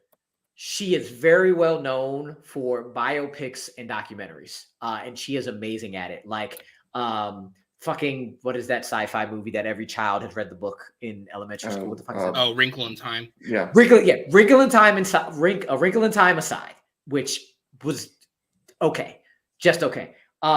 She is pretty damn great at her craft, and she is amazing at documentaries. And the people who have not liked Origin, the reason they say they haven't liked Origin because it felt like a lecture. And I think it is such I have not watched a film like this almost ever because Ava is able to weave in documentary and drama in such a good, fucking compelling way that is just for a topic that I didn't think of when dealing with race relations and history. It is just something I could not just stop watching and eating up because of the subject matter in general is so damn interesting. So you're in it for learning and just learning about something you've never learned before. And then not only Ingenue, but Niecy Nash Betts, she could have gotten nominated for Best Supporting Actor because at the same time, the drama surrounding Ingenue's character and Niecy Nash's character in general, how much she pulls you in. It is a fucking meal of a film. There is so much to just grab onto and learn about and connect to. And John Bernthal of it all as well, just being the token white dude in a situation that a lot of people with interracial marriages and a whole bunch of other stuff that happens in it that people have to deal with. Having a white sister-in-law and dealing with that whole dynamic. There's so much that she tackles and weaves in a way that because she doesn't keep she doesn't do I always forget how to say it, a disjointed narrative. Like it's not linear, a non-linear narrative and shit. Just the non-linear storytelling with the documentary side, with the like, it's funnily enough, aside from Aaron, I think the people I've talked to, if you're Black, you love this film. If you're not, you didn't. And I was just like, look, if you know, you know. If you're part of the culture, it just hits different. And then Aaron is just there at the cookout, whether or not you believe in inviting white people to the cookout or not. Look, I love this film. I thought it was amazing, and I think it's a film that should also, just like Iron Claw, should have gotten a lot more love Oscar season than it did. As a white person, it is both shameful that that's true and also I believe it. Because like this movie definitely, it's my 15. This movie definitely does feel like it's educating you. And I guess maybe the mindset I was in walking into it, I was intrigued by it because I had also never thought of addressing the concept of systemic racism through this lens. And I actually think the stuff that's pulled from the book, the actual nonfiction points, I actually think it's really well put together. Like I almost commend, I forget the woman's name, but I commend her for piecing this together and coming up with the patterns throughout history in various different parts of the world and the similarities. Like it's actually really intriguing. We did the Oscar show last night. For my personal taste, I would have nominated Ingenue Ellis-Taylor. I would have nominated Niecy Nash Betts as well. I said straight up with the supporting actress category this year, the only person I actually would have put in that category is the person who I think is going to win it, which is Divine Joy Randolph.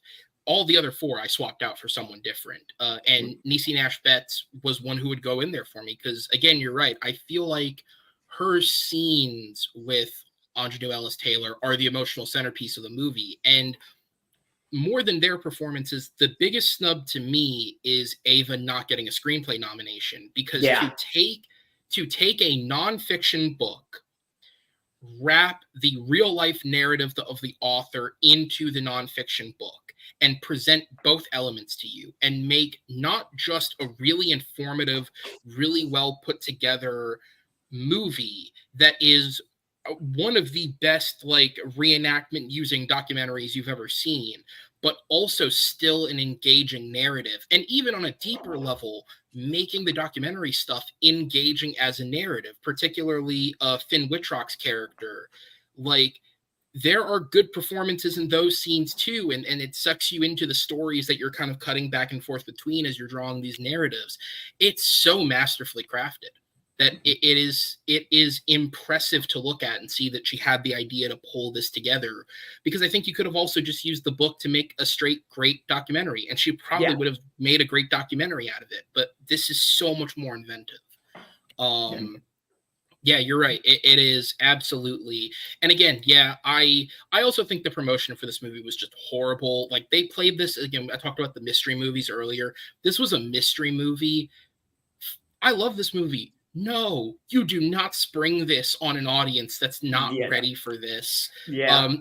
Especially if that audience is disproportionately white. They are going to feel like they're being hated on and they're going to turn on it. And no, that was a bad move on their part. The Oscar campaigning was handled horribly.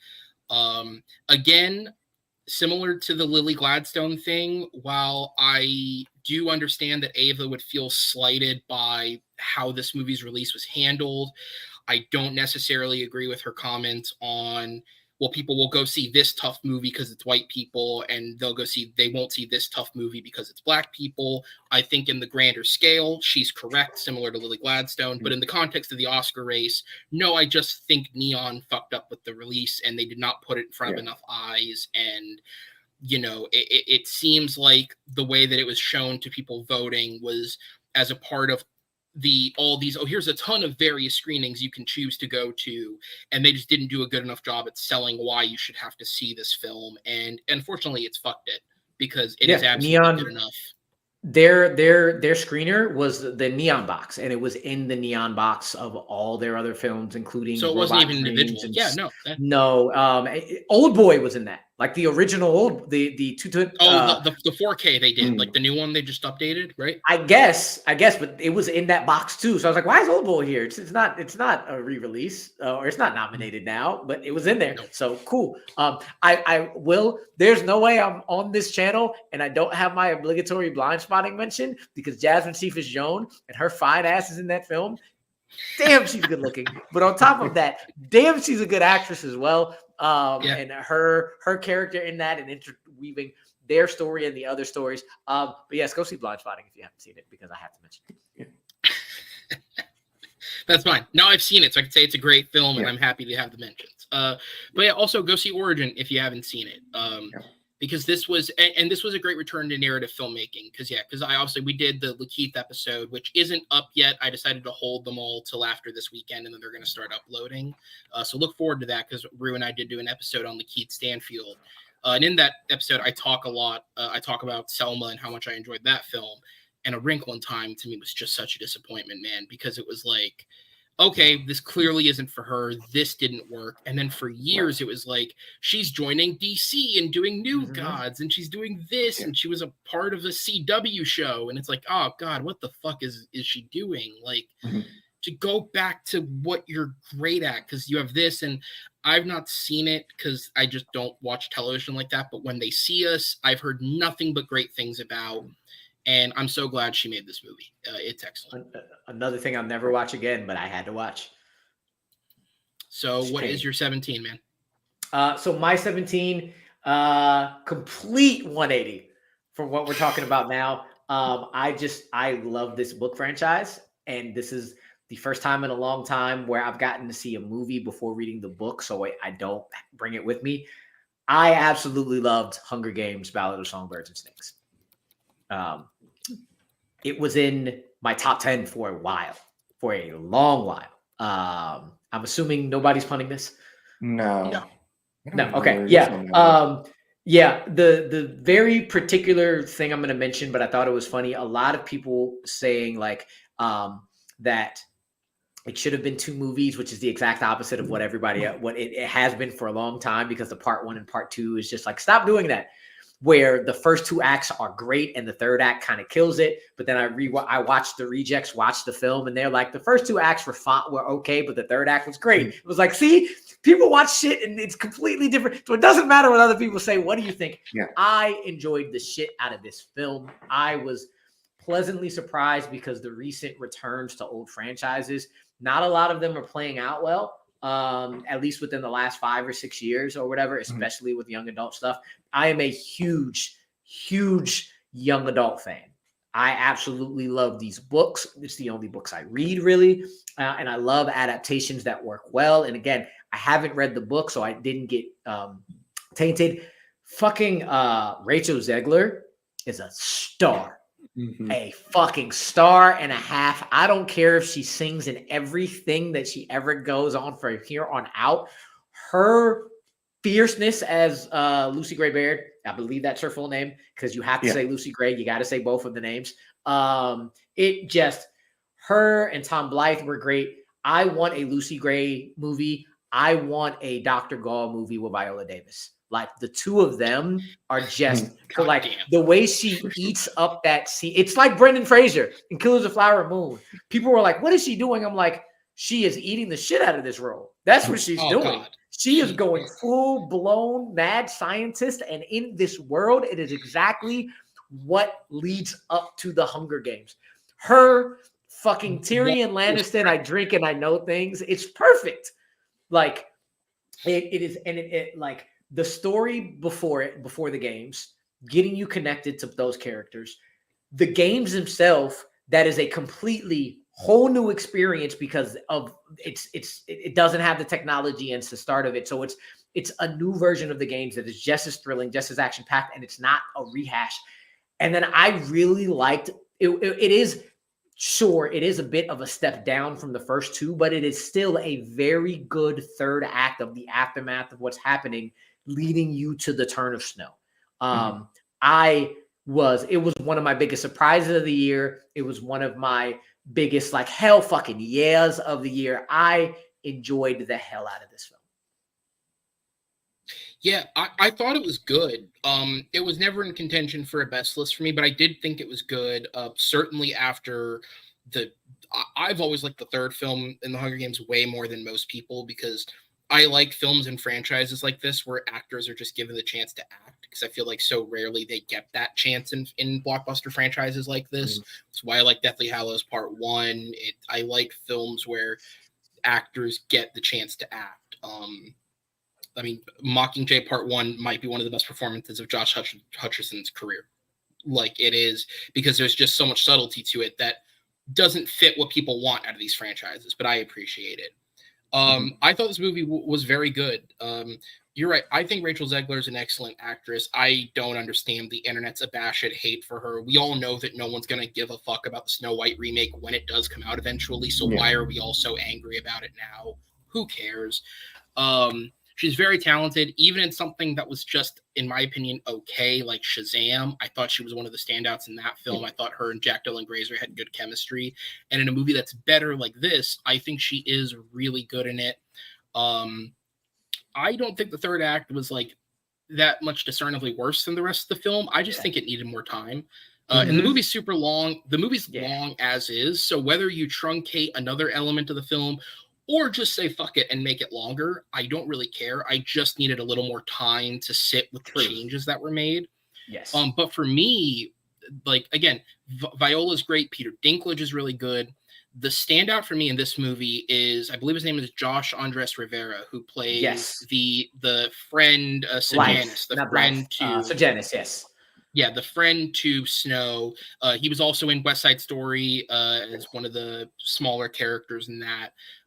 He's the thing where I left this going, that guy's really good. I can't wait to see what he's in next because there's almost a purity to the character. He just so truly believes in what he thinks is right, even if it is the end of him. And I think he sells that so well. Also, and this is a behind the scenes thing that affected me while watching the movie. So I didn't know this until I went into the movie, but my younger sister, who's of the age to know these things, told me that apparently him and Rachel Zegler are dating in real life. And there's a scene in the movie where Rachel Zegler's singing and him and Snow are watching her. And I noticed that he's almost staring at her more intently than Snow is. And he's not supposed to be in love with her in the film. But if you didn't know they were dating, that is like, oh, this guy, okay, because of the way that he's looking at her. Just a funny little thing to learn that and then see it on screen. It's like, that was funny. But I do want to give... I was just saying, I do want to give a quick shout out to Hunter Schafer as Tigress. She doesn't get as much to do, but she is great when she's able, when as a kind of a foil, but family member to Tom Blythe Snow in it too. Yeah. All right. So, Matt, real quick. Yeah, no, I mean, I agree. It's a good movie. I enjoyed it very much. I thought the first two acts were really, really good. The performances are all great. Tom Blythe, hello, you're great. Rachel Zegler just continues to show that she has arrived. She is here. Yeah, people didn't like what she said about Snow White because I don't want Snow White to be in love. I want her to be a warrior. Okay, first off, my issue with that was we saw that Snow White and Huntsman. I don't need Snow White and Huntsman, with a little less love. I don't need that, okay? But no, like what she said was true. And then people are like, oh my God, she's ungrateful because she's complaining about pay. It's like, yeah, they're on strike. They were on strike because they weren't getting paid enough. Yeah, okay, she dresses up as Snow White, okay? You might work at McDonald's and you might hate your job or whatever, okay? That's fine. But yes, she deserves to be paid for being on screen and for everybody that watched the movie, just like Johnny Depp does, just like Denzel does, just like all these actors and actresses do. So, like, I saw people complain. I was like, look, they're complaining because I don't know. She's a woman. I don't know. And then this came out, and now nobody's really complaining as much because I think people are like, that's true. Yeah, she's damn good. But she's great. I'm excited for Snow White, even though it's not going to be good. I'm excited because she's great in this, and I can't wait for the singing in Snow White because I was going to say, not to fall down the rabbit hole, but anyone who was mad about the comments she made about the strikes, people forget that a lot of the actors who actually cared enough to go out there and strike on the picket lines were striking for actors smaller than them who are struggling to make a living acting. She's certainly not complaining about what she's getting paid, even if she could get paid more out of this. It's the people who are smaller. I mean, again, her boyfriend, who just had a proper breakthrough in this film, probably was not paid nearly as much as she was. So there's that. Also, for anyone who hates what they're doing with Snow White, I'm going to solve it for you in one shot. Greta Gerwig wrote it. You all love Greta Gerwig, right? You think Greta Gerwig wrote the movie. There you go. If it sucks, chew on that. What's your 16? My 16 is a victim of being an extremely stacked year. And it just falling out of things that I liked better. And this is amazing. Probably in a lot of people's top 10, Anatomy of a Fall. It is in both of our top 11s, So this movie is great. The first thing that anybody should talk about is PIMP, and somebody mentioned that 50 Cent should perform PIMP at the Oscars this year with Snoop, both the rapper and the dog, which is the second thing that always should be mentioned in this movie. It's PIMP, then Snoop. But outside of that, Sandra Hüller is a very, very, I don't think it's going to happen, but if she pulls an upset, she can pull an upset. Like, that's how good she is in this film. She can somehow steal away from the two stones and Best Actress. I don't believe she will, but that is the only name that if that happens, I'm going to be like, oh shit, damn, I'm mad about it. But you know what? I'm not as mad as I was about Jamie Lee Curtis last year. So whatever. She's fucking amazing in it. Milo Machado Grenier is amazing in it. The hot lawyer was great in it.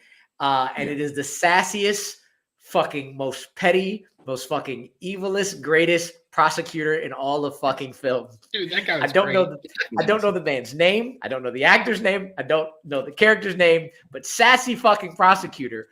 Oh, the character. Hold on, I'll look it up. The character doesn't have a name. Yeah, sassy prosecutor. Just do that. He halfway in the film, and it brings something new to an already intense, thrilling, epic, damn film. I was so glad that Justine Triet got nominated for Best Director. And the fact that they do not harp on whether or not she gets the guilty, non-guilty verdict, whether she did, that they don't harp on whether she did it or not. They don't tell you whether or not, I'm sorry, spoilers, because y'all have seen it. They don't tell you whether or not she did it. You just end with the end of the trial, and then you're like, okay, the path and the writing and the also the nonlinear storytelling, going back and seeing the fight between her and her husband. It is a expertly crafted film that, as long as it is, I actually think it is very rewatchable. Again, it is just 16 because of how great the year is. And I have other movies that I have rewatched that I also think is just as good for its own merits and what it is, that I enjoy better. And I'm not even saying better. I just enjoy watching. I would go back and watch before I would watch this. And that's the only reason is this low. Yeah. So I looked at so yeah, because I remember reading the credits and there was no name. So the character is just called the prosecutor, French actor Antoine Renards. Great Yeah, fucking job. Yeah. This is my number 3. I loved this movie. You're right. It is again. It's weird that there's 2 of these this year, but for a 3-hour courtroom drama, this is really rewatchable. I think it's so well written. This is actually my favorite to take home original screenplay. I think it should win. Mm-hmm. Probably, and it has a strong chance. It's kind of the front runner right now. But it's so well written. The performances are great. I also think an underrated, like an element that people aren't really thinking about is the fact that this is a movie that balances 3 languages. And it's not just the fact that it's spoken in 3 languages, like it's actively a part of the film that like she struggles with French. So she has to go back and forth between her natural German and then speaking English because it's another language that the French can at least understand. And like to make that an element of a film and it work and it doesn't feel clunky, I think is something that it is impressive. And you're right, like when the movie starts and it's PIMP playing, I was like, am I watching the right film? Like this is so, but it's the great. steel drum version of PIMP. So just a whole nother element of crazy. It is, and it's like, listen, if I'm gonna have to listen to a song like that on blast on repeat, I'll take it. There's way worse songs you could pick. It's a fun one. But yeah, a really great movie. And you're right. I like how it is a murder mystery. And the movie certainly does, like, it gives you everything you need to believe that she could have done it. But that's not really what the movie's about. It's more about how this destroys this family and it destroys this woman and the effects of that. And also, I think it's great commentary on how things are never one-sided. Like, because he's dead, they can take everything that she ever did to him and make it seem absolutely blasphemous, but she can't properly defend herself because he may have done horrible things to her, but he's the one that's dead. So what does that say? And I think that it is actually really good commentary on a lot of points of discussion that are around in the modern day. Yep. Matt, any thoughts? Yeah, no, it's a great film. It's gonna win the screenplay Oscar. I think it's gonna win Best Original Screenplay for sure. Brilliantly written. And I'll be honest, I think if there's gonna be an upset this year, I think Sandra Hüller for Best Actress. And the reason why I think that could be the case is because I do think you might have people that are torn between Emma Stone and Lily Gladstone. And some of those people might vote for Sandra Hüller, and then you're going to have those people that are going to vote for Stone and Gladstone. And it might balance out to the point where it's almost the same amount of people or just about the same amount of people vote for those two. And then Sandra Hüller ends up jumping over them and winning. Plus, the Academy loves this film. Like, it seems like they really love this movie. France, but you dropped the fucking ball by not nominating this. It would have won Best International Film easily. It would have easily won it. And then the dog, Messi is its name, I believe. The dog's great in this movie. The dog's so good. Like when, like the boy is giving the dog, it's medicine, and it's like choking on the medicine. It's like, Jesus. Like, it's hard to watch, but the dog's great there. And then the kid, the little boy, is great in this movie too. It's just all around great acting from everybody. Brilliantly written, really well done job directing wise. It's my number 6, I believe, this year. And it's great. He is so good in this movie, Milo. Yeah. He's one of 2 kid performances this year. It's him and it's Abby Ryder-Fortson in Margaret. If the Academy legitimately consider children actors on the same level as adult actors, because it is so rare that they will nominate a child. Yeah. Those are the 2 that I think legitimately have a shot at getting in. And again, it's just tough that for him, supporting actor is just such a stat category this year. Yeah, it would have been tough. But he is excellent. Like, I hope he has a long and prosperous career, whether he transitions over to more general Hollywood cinema or stays international. I hope he has a great career because he's excellent in the film. Yeah. He's great. All right. So then what's your 15? Speaking of Abby, here's where I put Are You There, God? It's me, Margaret. All right. So this is on my list proper. It's actually my number 4. So we'll go ahead and talk about it here. I love this movie. I'll let you guys go first because I could go on longer about it. So go ahead. Yeah, I absolutely adored this film.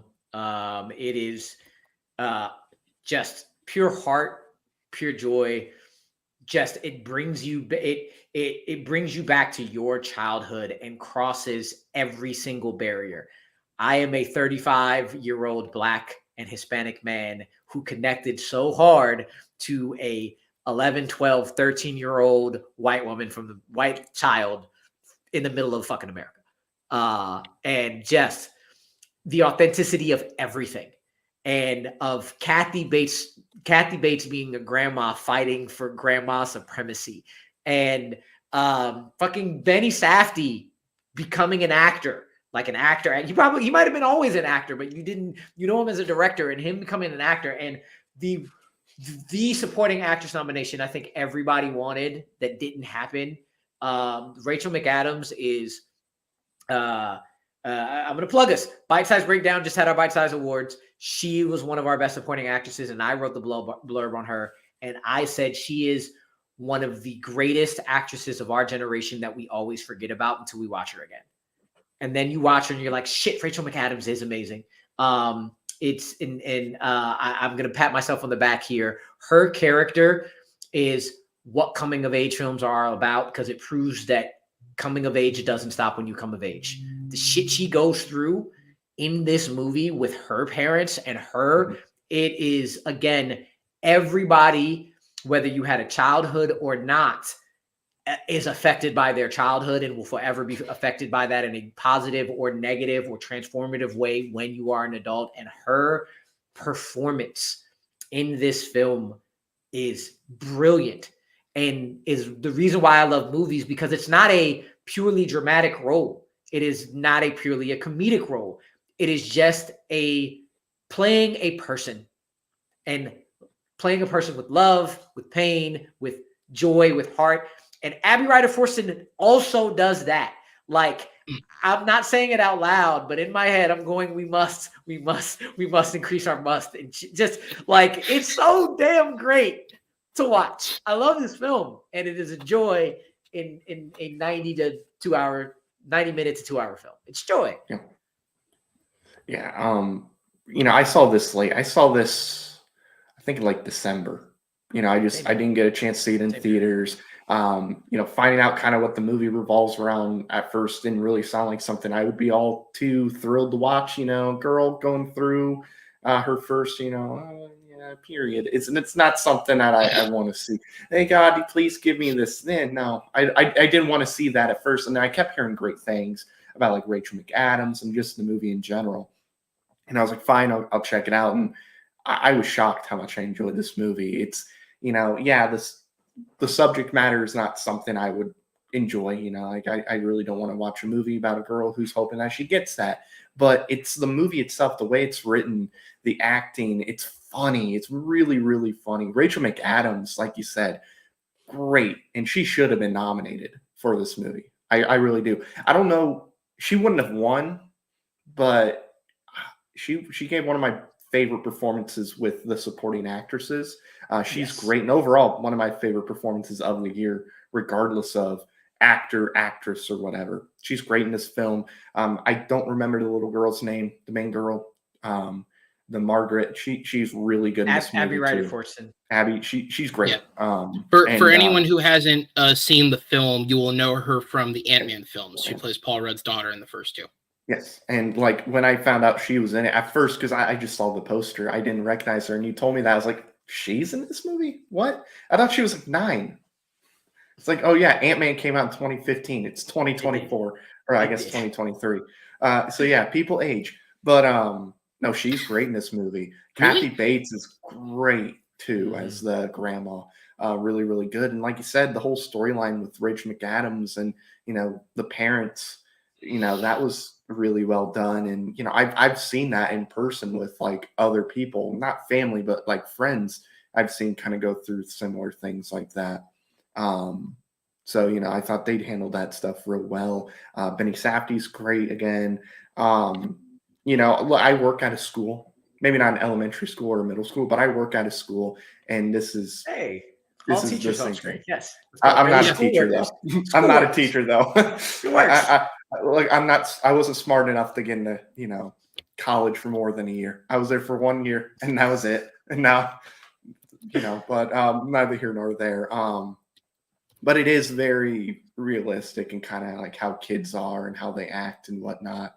And with the friends, and they're like, oh, like kids are like guys, they have their thing of, oh, who's gonna get this first, and then girls, oh, who's gonna get this first, who's gonna go through this, who's gonna have their first kiss, blah blah blah. It's all very realistic in that way. It's a really good movie. Trust me. Yes, the basic plot of girl going through womanhood. Yeah, you may not be interested in something like that, but go see the movie. Still watch the movie because it's a really well done film, and it's one of the best movies of the year. Yeah, I think you hit the nail on the head at the end there, which is it's the relatability of it, right? It's on the outset, the general plot of girl wants to get her period is not something that everyone can relate to. Certainly 3 people here who cannot relate to that. I can't relate to that at all. No. But believe it or not. I think the general idea of being a kid and wanting to grow up is something that everyone can relate to. Because everyone, when you're a kid, thinks it's better to be an adult, and then once you're an adult, we all think it's better to be a kid. Never truly. And so, boy, was I wrong. It is with that idea that I think the movie does a great job with that. And I'm not particularly sure, because I've actually never read the book. I know it's like a classic school book, but I've never had to read it. I'm not particularly sure how much the book delves into the stuff with the mother as well, but I thought it was a great choice, whether it is from the book or it's Kelly Freeman Craig's adaptation of it. I thought it was a great choice to almost have the mother be a co-lead and to focus on what she's going through, because it is almost that element of like yearning. You're yearning for something else. And you're struggling with the day-to-day of your life. And that is really what it's about, is it's about the struggle of the day-to-day with one's life. And so it is within that, it takes a premise that no one should relate to and turns it, or very few people would relate to. Because I feel like, and maybe this is my experience, I feel like I don't know very many girls who were excited for that at that time. Like, I feel like that in and of itself is an absurd thing to be excited for. Right. But just the idea of struggling with the day-to-day and struggling to fit in and yearning for something else, something more, and the way that it goes about doing that, I think it does really, really well. Yeah, I think, just real quick on that, like I didn't hang out with girls when I was in elementary school, middle school. I was hanging out with the boys. But I think if I had to guess, it was similar to like the guys, where it's like, they're excited to go through that because it makes them think, oh, I'm going to be grown up. I'm grown up and I want that so I can be grown up. And maybe they don't realize how, it probably isn't fun. Like it's something that doesn't sound like a fun event, but like with us, it's completely different. Like it's not traumatizing, but like, like me, I was like, oh, look, I got hair on my body, not on my head. I'm growing up, guys. Like it's like that's kind of how I think of it. But obviously, it's much different. I can get that. I can get getting taller. I can get getting bigger. Like I can get all of that. If somebody told me I was gonna bleed out of my dick once a month for the rest of my life, yeah, but like I don't know, there's nothing on earth that could make me excited. There's more to it than just like, oh, there's a couple drops. But like there's more to it. Oh, there's a lot more to it. I'm not excited. But you don't like. I would assume like they don't realize like, oh, this is not fun. They probably like they don't realize all that goes into it, and just like you don't know until you go through is kind of what I would imagine. I have to say, ironically, this is actually the perfect topic to be discussing before we move over because it's my number 18 that's up next. And if there's any movie that would address this topic, it is my number 18, which is Poor Things. Nice. Which is on both of your guys' top 10s. It's a little lower for me. I really enjoyed this movie. I think Yorgos directed the hell out of this. It's such a well-made movie. The black and white to color transition, I think, works really well. Talk about a visceral experience. This movie makes you feel every second of it. I also think probably one of the most impressive elements of it is the fact that all the performers in it are excellent, including, like, it's not just the Emma Stones and the Mark Ruffalo's that are getting, you know, all the awards praise. It's the smaller actors that you wouldn't expect to be in something like this, like a Rami Youssef, or particularly for me, a Gerard Carmichael, who are excellent in this film. Again, not something you would expect them to show up in, but they sell every second of it. And again, weirdly, kind of a coming of age story, I guess, just on another total extreme. But it really works for me. Honestly, I think the only reason it's a bit lower is because it took me seeing it a second time to really get into it. The first time, I think, and I knew what it was going in, but I was just so caught off guard by how visceral. I mean, the first time where it does the hard cut to color and like Emma Stone is butt ass naked riding Mark Ruffalo, it's like this. Wow, this is. So I had to see it a second time to like really fully sort of come to understand it and enjoy it. So it's on the lower end of my best list, but it is still really good. It's really well made. It deserves all the Academy love that it has in the nominations. It'll probably pick up a couple of wins. Emma is my favorite for Best Actress. She's great. And Ruffalo gives possibly the best performance of his career. And it's a shame that this is the second time I've said that in the last 10 years, because I said this 10 years ago with Spotlight, where I think that at the time was the best performance of his career. And again, he's not going to win the Oscar for that. So, God, I hope the next time he does this, he wins it. Yeah, he needs to do more movies, you know, like this. Maybe not to the extreme of what this is, but like movies where he can really just, you know, stretch out his acting muscles. Yeah, he stretched out a muscle, all right. Yeah, he definitely did a lot. But no, this is one of my favorite movies of the year for sure. Yorgos. If this movie would have came out in a year that Oppenheimer and maybe even Dune 2 didn't come out in, I think Yorgos wins. Like you said, he directs the hell out of it. Does a phenomenal job directing this movie. He did a great job. Emma Stone, I would say, is probably my favorite performance of the year, but it might be Lily Gladstone too. Like, I always kind of go back and forth on that. If I had to predict who's going to win the Oscar, it's probably going to be Lily Gladstone. But I mean, I wouldn't be surprised if either one won. But yeah, she's incredible. She really goes all out. She does not just like hold back. She just goes, okay, I trust you, Yorgos. I'll do whatever. And she really does go for it. And it's one of those things too, because of the amount of time where she's naked on screen. You know, it could get to a point where maybe some voters might be like, yeah, I don't know about this. And some people might be turned off. But just the way she's able to perform, like the whole point where she's like growing up and how she is in the beginning, where she's like a literal baby in a adult body. You know, she's like throwing food and stuff, and you know, like she's growing up throughout the movie. I think that's absolutely phenomenal, and it's not easy to pull off a performance like this. That's why I think it might be my favorite of the year. Like you said, a lot of the actors that we're not really talking about that are great in this film. Margaret Qualley, I believe's her name. Oh my God, she's so good in this movie too. There's a scene where it's Willem Dafoe, Rami, and her, like they're outside, they're walking, and like Rami's trying to play catch, and he throws a ball and hits her in the head.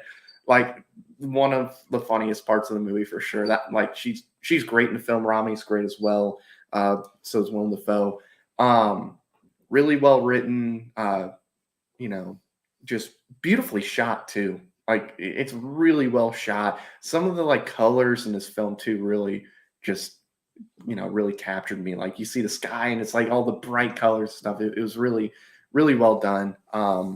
This is going to win a lot of Oscars, I think.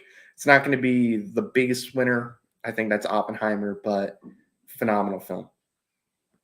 I think Bella Baxter will go down as an iconic character in movie history. Emma Stone is great in this. It's my number 4. It was my number 4 of the year, with how weird it is. Like I went through the whole, what the fuck am I watching? Oh, what the fuck am I? Oh, okay. Yes, I'm in this fully. That was like, that was with how long it is, you're allowed to like grow with it.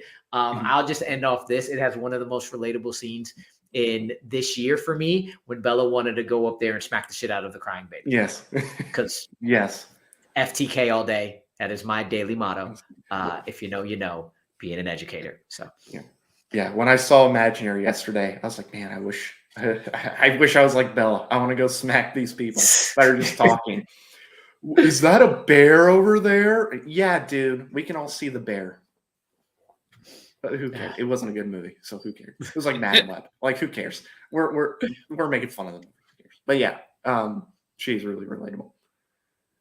Yeah, and again, like the movie is all shock value, but it's not shock value for shock value's sake. Like Yes. I thought we had reached a point, and I will say my only actual legitimate strong weakness with the film is I do think the like extended ending sort of goes on for a little too long. I would have cut that down a little bit because I feel like it's just so obvious where it's going at that point that we don't really need it. But it doesn't deter the film completely. But like I thought we had gotten through all the shocking shit. Like I thought this movie had come up with everything it could come up with.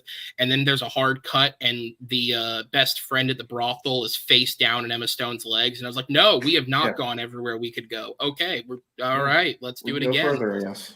Yeah, I mean, after we'd already had ear biting and using sex for literal education and God knows what else. It's like, man, now we got carpet munching. Yeah, I will say also, I really feel like this country needs to get less prudish, and this is a step in the right direction. That sex is a thing; it's life. Everybody does it, and we need to be able to let people do what they want to fucking do with their life as long as they're not hurting anybody else. I think a criticism I heard is like, oh, you have to use sex as a thing for a woman. No, sex is life. Let people do what they want to do. Sex work is work. All that conversation that creates is another reason I love the movie. One of the funniest scenes in the movie is when she first meets, and unfortunately I don't know the name of the older actress, but when she meets her and Gerard Carmichael on the ship, and the horror in her eyes of, wait, you haven't slept with anyone in a lot, but you still use your hand, right? Like you still get the, and it's such, again, it's coming from an innocent perspective, but like, I'd feel bad. I mean, just on a human level, like I'd feel bad. Shit. You've been lonely for all this time. There's no joy in your life. Come on. Yeah, come on. We all need some. I wouldn't say it the way she does, but you know. Yeah. We all need some furious jumping once in a while. Yes, we do. Yes, we do. All right. Well, this is a perfect transition once again, because speaking of furious jumping, my number 17 is Mission Impossible: Dead Reckoning. Still punting this. There you go. Oh, I figured. Still punting. Still all right, punting cool. This. Yes. Different type of furious jumping, but it is there. Yeah. My 16 is a film I don't think will be on either of your guys' lists because I liked it way more than anyone else that I know. But for me, this was a return to form for a certain studio, Elemental. No, Nice. but it was close. Wait. Nice. I really enjoyed this film. And for me, it all starts with the script. I think this and Spider-Verse were two animated films this year that legitimately had, like, you could make, again, in a weaker year, you could make an argument for awards for both of them. I think the screenplay to this is really strong. It's not doing anything Disney hasn't done already, which was part of the argument that people made against it, is like, well, Disney's kind of done this thing before. But I think it's done better here than it's been done in other films. I think the use of the idea of this is a world of elements, and so naturally fire is the natural enemy to all other elements because of its nature, and that gives the other elements a reason to just put fire down, put them off to the corner and treat them. It's a perfect, very simple way for children to understand the metaphor that the movie is portraying, but I don't think it explores it in the simplistic way that you could have just for children. I think it explores it in a way that people older than that can also take something from the message of. The father in the film is not an actual voice actor. He's just somebody who works at Disney. I forget the name offhand. I'll look it up, but it's Ronnie something. Yeah, I need to know this. I still play trivia. like, in case it gets asked. But he's like somebody who works at Pixar, and Ronnie Del Carmen. Del Carmen, yeah. So he is a director, storyboard artist. He co-wrote Inside Out, for anyone just to put out a credit that he's a part of. He co-wrote that film. And his performance as the father is one of the most genuine voice acting performances I heard this year, because he does come off as just a father who wants the best for his kids. It doesn't even feel like a performance. And I think that is an instance where casting someone who's not an actor and is not going to be looking for the line read, it makes it feel more genuine almost, because again, it is something we've seen before that it could become incredibly tropey, but I think this movie avoids falling into the trope. Also, as someone who was exposed to Mamadou Athie for the first time in Jurassic World Dominion last year, I thought he was good in the movie, but the character's kind of useless. So it was like whatever. I thought he was really good in this as the romantic lead. I think he has a lot of charm. I'd like to see him now take a role in a live action project. Maybe he has one that I haven't seen, but I'd like to see him in something else where he's able to kind of give a little bit more than he was able to in Jurassic World.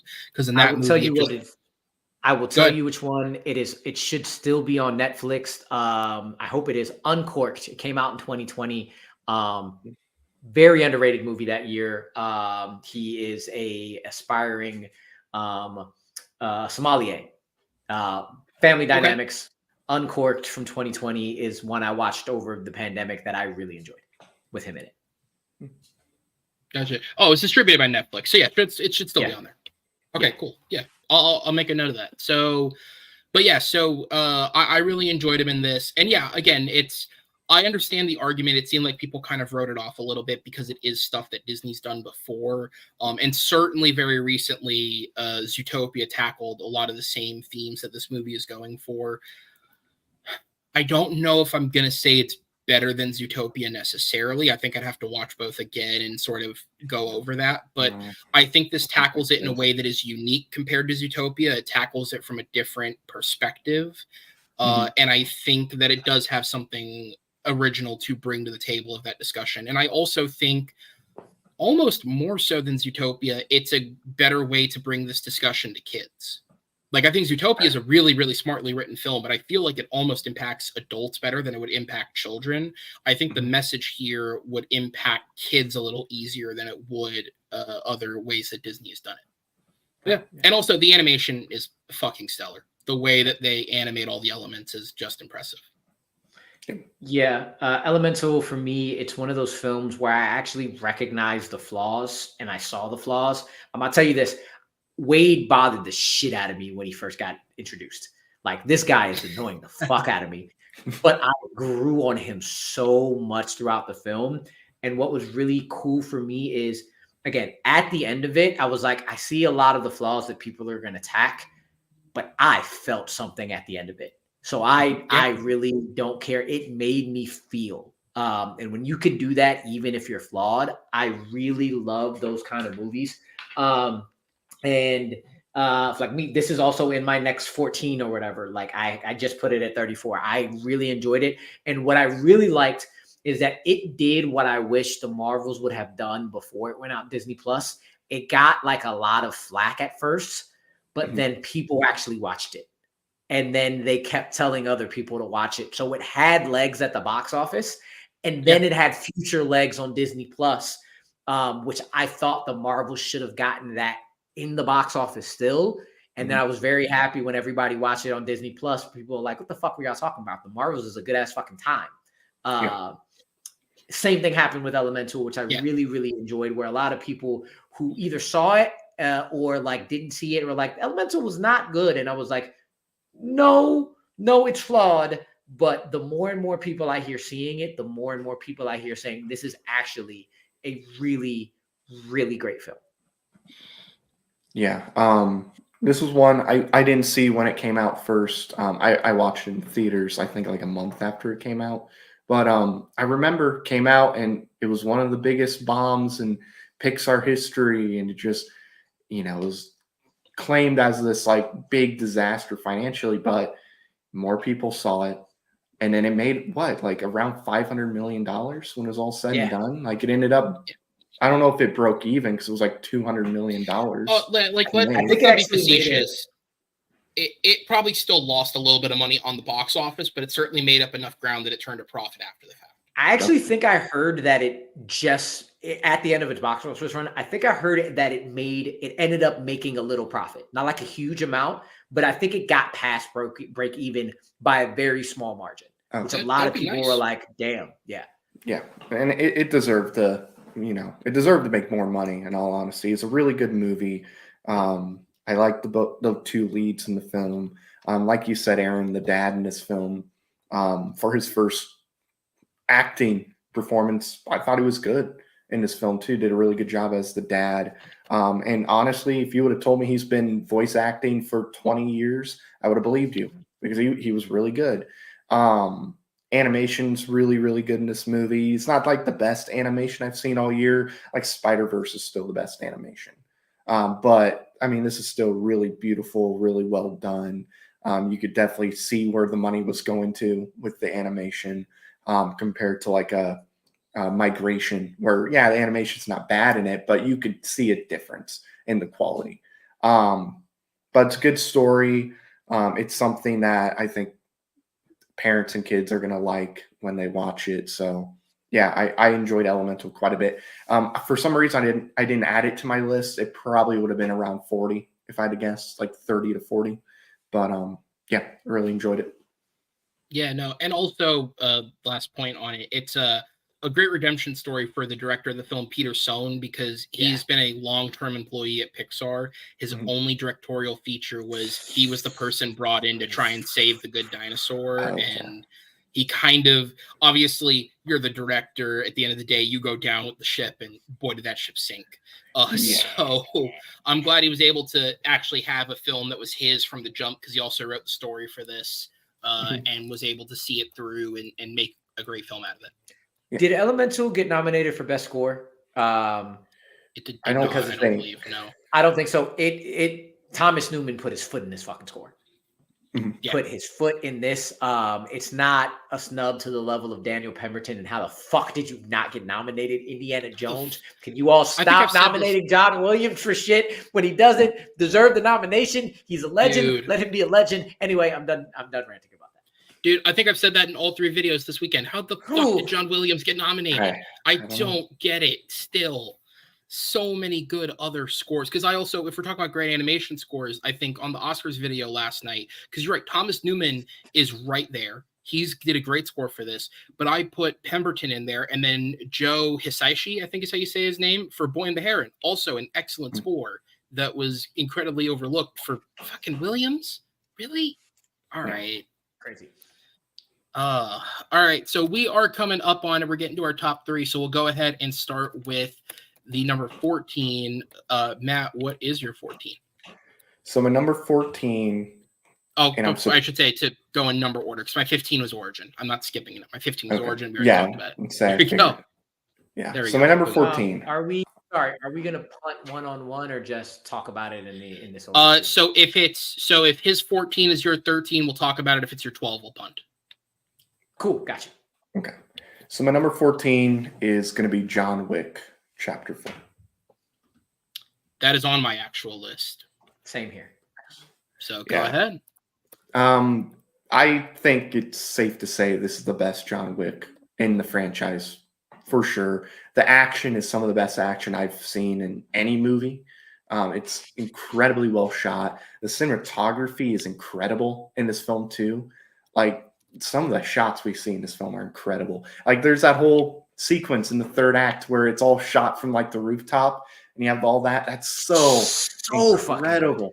And it's like nonstop action. It's like, what, 2 hours, 45 minutes? And when I heard that was a runtime at first, like, okay, this is way too long. Why is a John Wick movie nearly 3 hours? Oh, it just ate up every single second of that runtime. Keanu Reeves, is he an incredible actor? No. But he is so good. And yeah, some of the line delivery may not be great, but it's perfect for a movie like this. I'm going to need a gun. Like, it's like, yeah, it may not be great acting, but it's perfect. It's so perfect in this movie. Bill Skarsgård is great in this film. Donnie Yen is so good in this movie. And then the daughter, I can't remember her name. I think she's a musician. Her real name is the musician. Oh, it's Rina Sari- Sawayama. Sawayama. Yeah. Yes, Rina Sawayama. She's Yes. great in this movie. She's so good, and I want to see more of her because she's awesome in this movie. Lance Reddick, rest in peace. He's really good in this movie. All the acting in general is really good. And then what's his face who puts on the fat suit?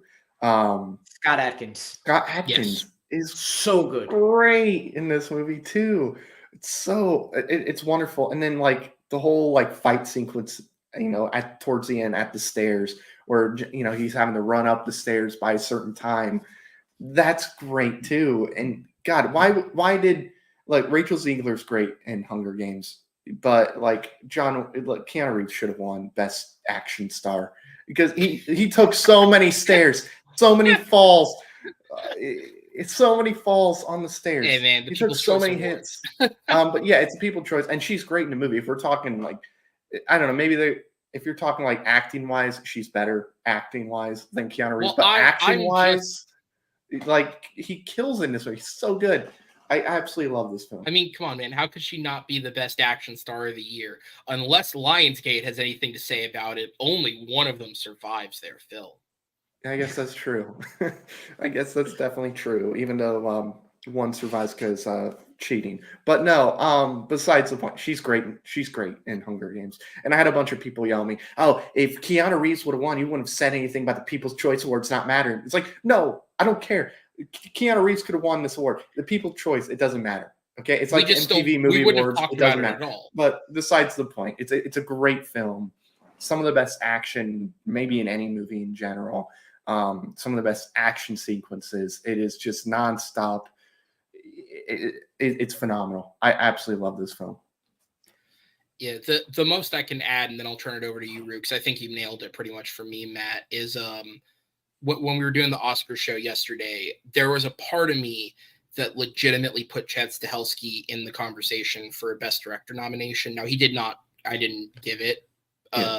But the fact that the action in this film is so masterfully executed, and it's not just the action, it's like the action within the choreography, the action within the camera work.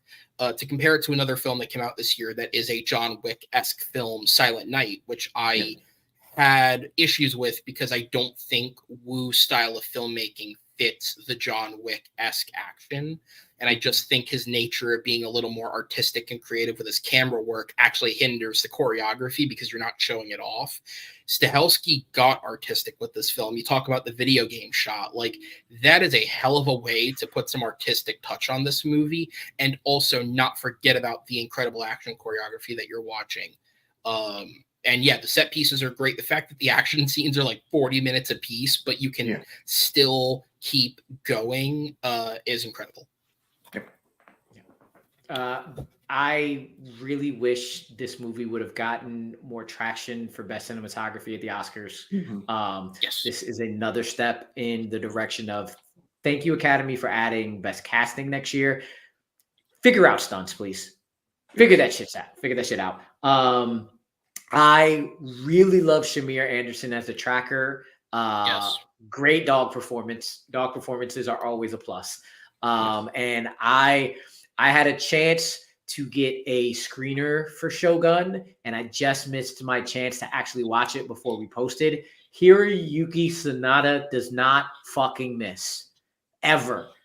Right. Ever. Like, I did not like Mortal Kombat, but him as Scorpion and not Joe Taslim. Joe Taslim and Sub-Zero are the best parts of that fucking film. That man is so good in everything he does. I feel like we have failed. So we failed as a society. American cinema failed the guys from the Raid. Every time we've brought them into something, we've absolutely wasted them. But they stumbled so that someone like Hiroyuki Sanada could kind of run with it, because you're right. Even his like small cameo in Avengers with that fight scene with Hawkeye, every single time he's been used in American cinema, they have not only given him something worthy, but he has turned in a great performance. Yeah. I will tell you this: the only time that we brought guys in from the raid that wasn't equal waste and wasn't wasting them is fucking chapter 3, when they knew they could not have Keanu Reeves kill the two of them. They were so much respect. You're like, there's no way we're killing these two guys. Just end it in a draw and let's move on, because if you kill them, we will be in fucking uproar. I don't care if Keanu Reeves is twice both of their size. There's no way. So good job, Chad, on that decision. All right. So we'll go ahead then and head on to your 14, Amaru. Another victim of great year, especially because it came out in fucking January. Air is my 14. Yes. Yep. It's on both our lists, so go ahead and talk about it. The only thing is that I just don't. It came out so long ago, and I don't know how I haven't gotten back around to watching it again. It fucking baffles me. It's just probably because I need to spend a lot of time either watching new movies or studying for trivia. So that takes up my time. But I really want to rewatch this film. Everybody's great. Every single person. There is not anything that misses, and anything that get Chris Tucker back on fucking screen doing the thing that Chris Tucker does best is top tier. Another plug. I did a whole fucking article about Chris Tucker earlier in the year and his greatness. I'm glad he's back. Marlon Wayans comes up in this film and is also great in this. The fact they made the choice to not make this about Mike, to make it about the shoe. Ben Affleck directs the shit out of it. It's not my genre of music fully, but the music is great because it's all things that I actually know, even if it's not by name, and they're used perfectly. It is just entertaining as hell. Pure fucking entertainment. And another year definitely could have been nominated for an Oscar. 100% somewhere. Viola Davis could have won Best Supporting Actress somewhere in this movie. Some year within the last 10 years. I just think Air is a great, brilliant piece of entertainment. For me, Viola is the biggest miss in the supporting actress category. Like and there's a lot of other elements I think are worthy of nomination. I think if we're talking about sheer memorability, Chris Messina is great as a supporting actor in this film. I think if we're talking about performance, I think Affleck is really good in this movie, like as a performance, embodying just the sheer weirdness of the character, but also still delivering a great performance and having these great moments. I think Viola definitely should have been nominated. The screenplay is excellent. I really like this. This is the first of, it seems like the approach Affleck is taking to filmmaking now is, instead of like going out of his way to write his own scripts, he's using his new studio to bring in young writers. The guy who wrote this, Alex Convery, was a first-time writer. His film that he just signed with Netflix, Animals, is also a first-time writer that he's working with. So I like this approach to finding new talent and developing it. I mean, it's what they did years ago on Project Greenlight. So now you're just doing it without the TV show element of it, which is dope. It's well written. The dialogue is snappy. It keeps you invested. And I said last night, the biggest element of this film that works is the fact that we know the results. Air Jordan is still one of the biggest brands on the face of planet Earth. We know how this ends, and the movie still sucks you into the tension of, are they going to pull it off? That is a credit to Affleck and the team. Yeah. Yeah, you guys pretty much covered it all. Great movie. Viola Davis should have been nominated for Best Supporting Actress. For sure. It's a crime that they did not push this movie more. Like, it's like the movie came out, everybody talked about how much they loved it, and then it didn't get promoted. It was like maybe a little bit of like promotion towards Oscar season, but it was like, it's not going to get nominated. And it would have gotten nominated, I'm sure, for something if they would have put a campaign together. So, but yeah, great movie. And I think it not only should Viola Davis got nominated, I think this should have been nominated for Best Picture. Yeah. I'm with you there. Well, I mean, I'll tell you this. I only think one movie should be kicked off the list, and the one movie that should replace it is fucking Across the Spider-Verse. So that would be the only reason Air would not make it for me, because Across the Spider-Verse deserves that spot.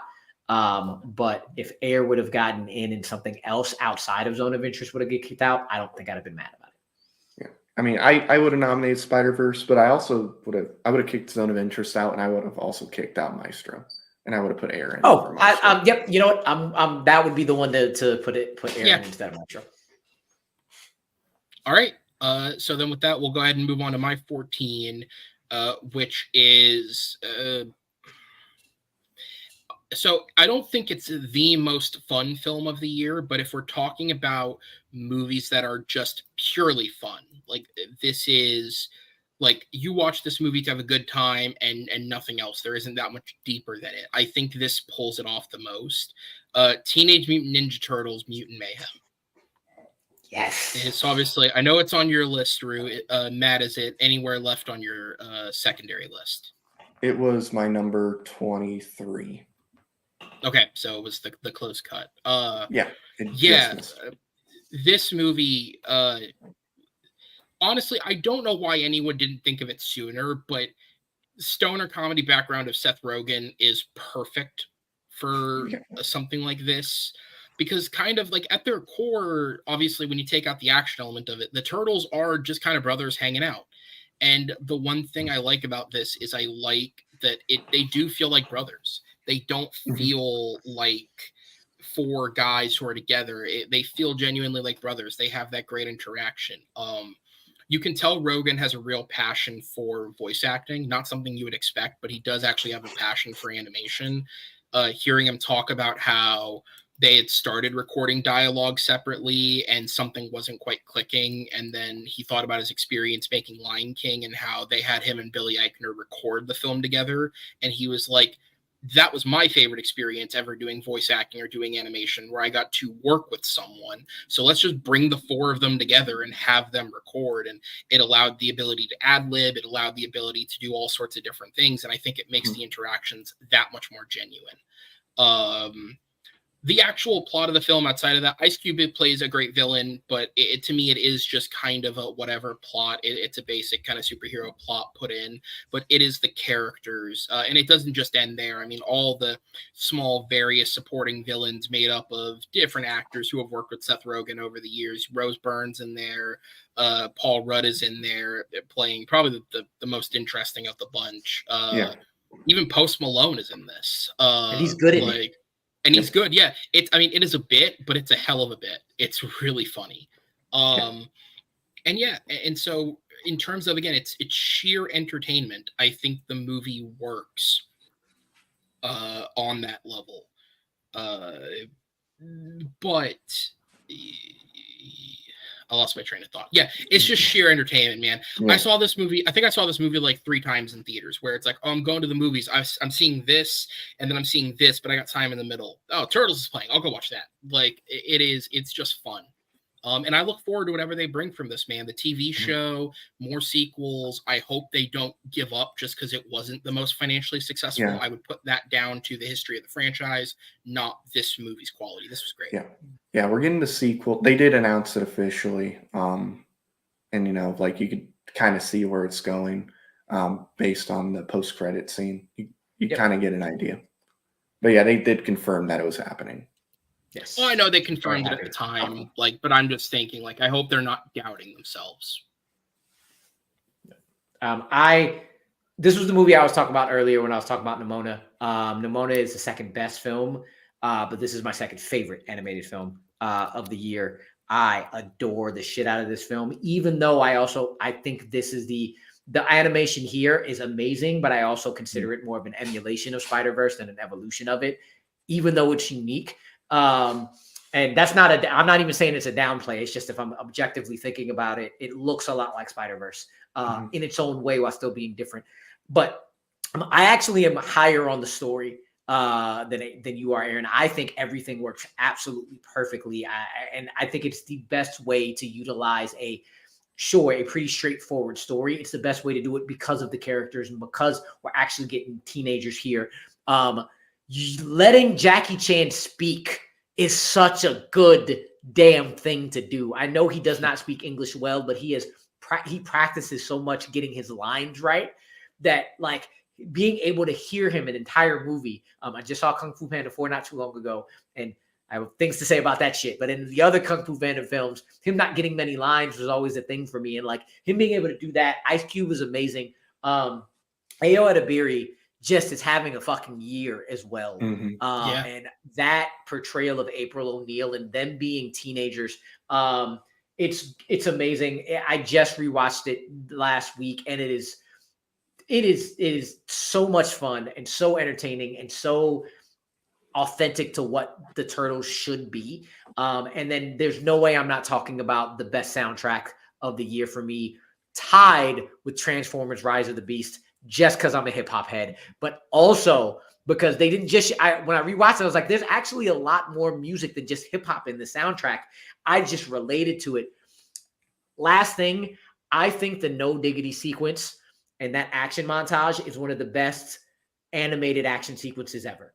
The pure seamlessness between cut to brother to brother to brother to brother throughout that sequence is top fucking tier. When I first saw it in theaters, I was like, oh my gosh, what are they doing with this? This is fucking amazing. And you're doing it to No Diggity. Yes. Fucking yes. Love this film. Yeah. Turtles for me has always been a franchise where because I didn't grow up with a version of the show. It just wasn't something that was on the channels I was watching for whatever reason. So I've only ever seen the films, and some are better than others, but it's just always a thing of like, I don't understand how this has persisted as long as it has, because none of these are that good. This is the version. Continue this. This is what works beyond anything done before. I'll shout out 2007's TMNT. That's actually a very good movie. I have not seen that since I was a kid. The other animated one. It's the other animated one, so it's very good. No, this is a lot of fun.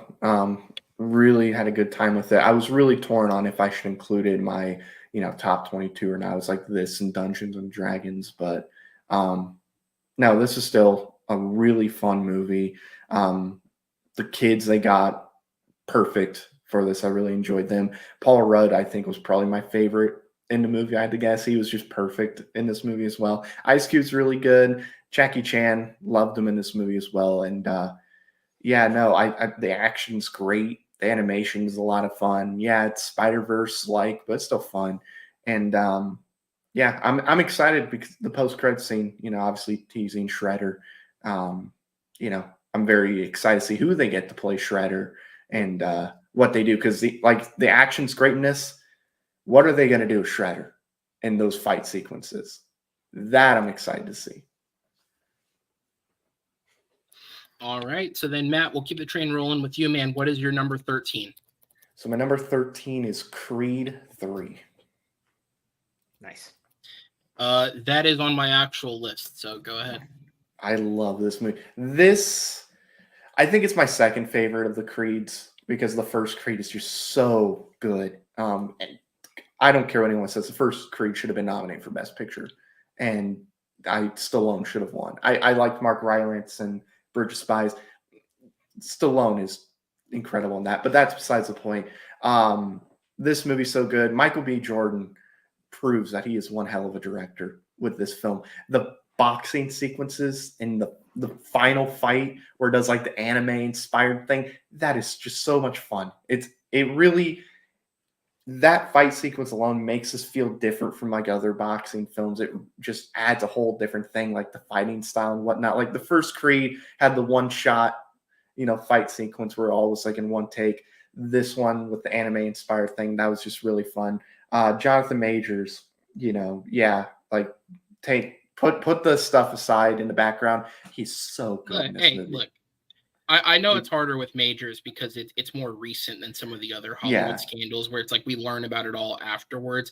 Look, the guy's an asshole, probably, but he's an actor, and you can't not say that he was great just because he's an asshole. He's so good in this movie. He's so fucking good in this film. Absolutely loved him in this. And he might be egotistical. Okay. Yeah. He might be a douche and he might be an ass, but hey, he's one hell of an actor. I'm sure Rue can relate to this. I will never not love The Harder They Fall just because Jonathan Majors is an asshole. Right. It is what it is. But Mike B. Jordan's great. The acting in general is great. Like I said, the boxing sequences are all great in this film. Really well written too. Just a really good story all around. Um, yeah, I wish this would have gotten more attention. I wish more people would have went to go see this, and it did well. Like it didn't like flop or anything. Like it still did well. But yeah, I think this showed. Yeah, we didn't have Stallone in this. It's in the Rocky universe. You have no Rocky. Yeah, it you got to take a minute to kind of let that digest and kind of get over it. But once you get over it, you realize the Creed movies have evolved from the Rocky stuff. We're gonna get another Rocky movie.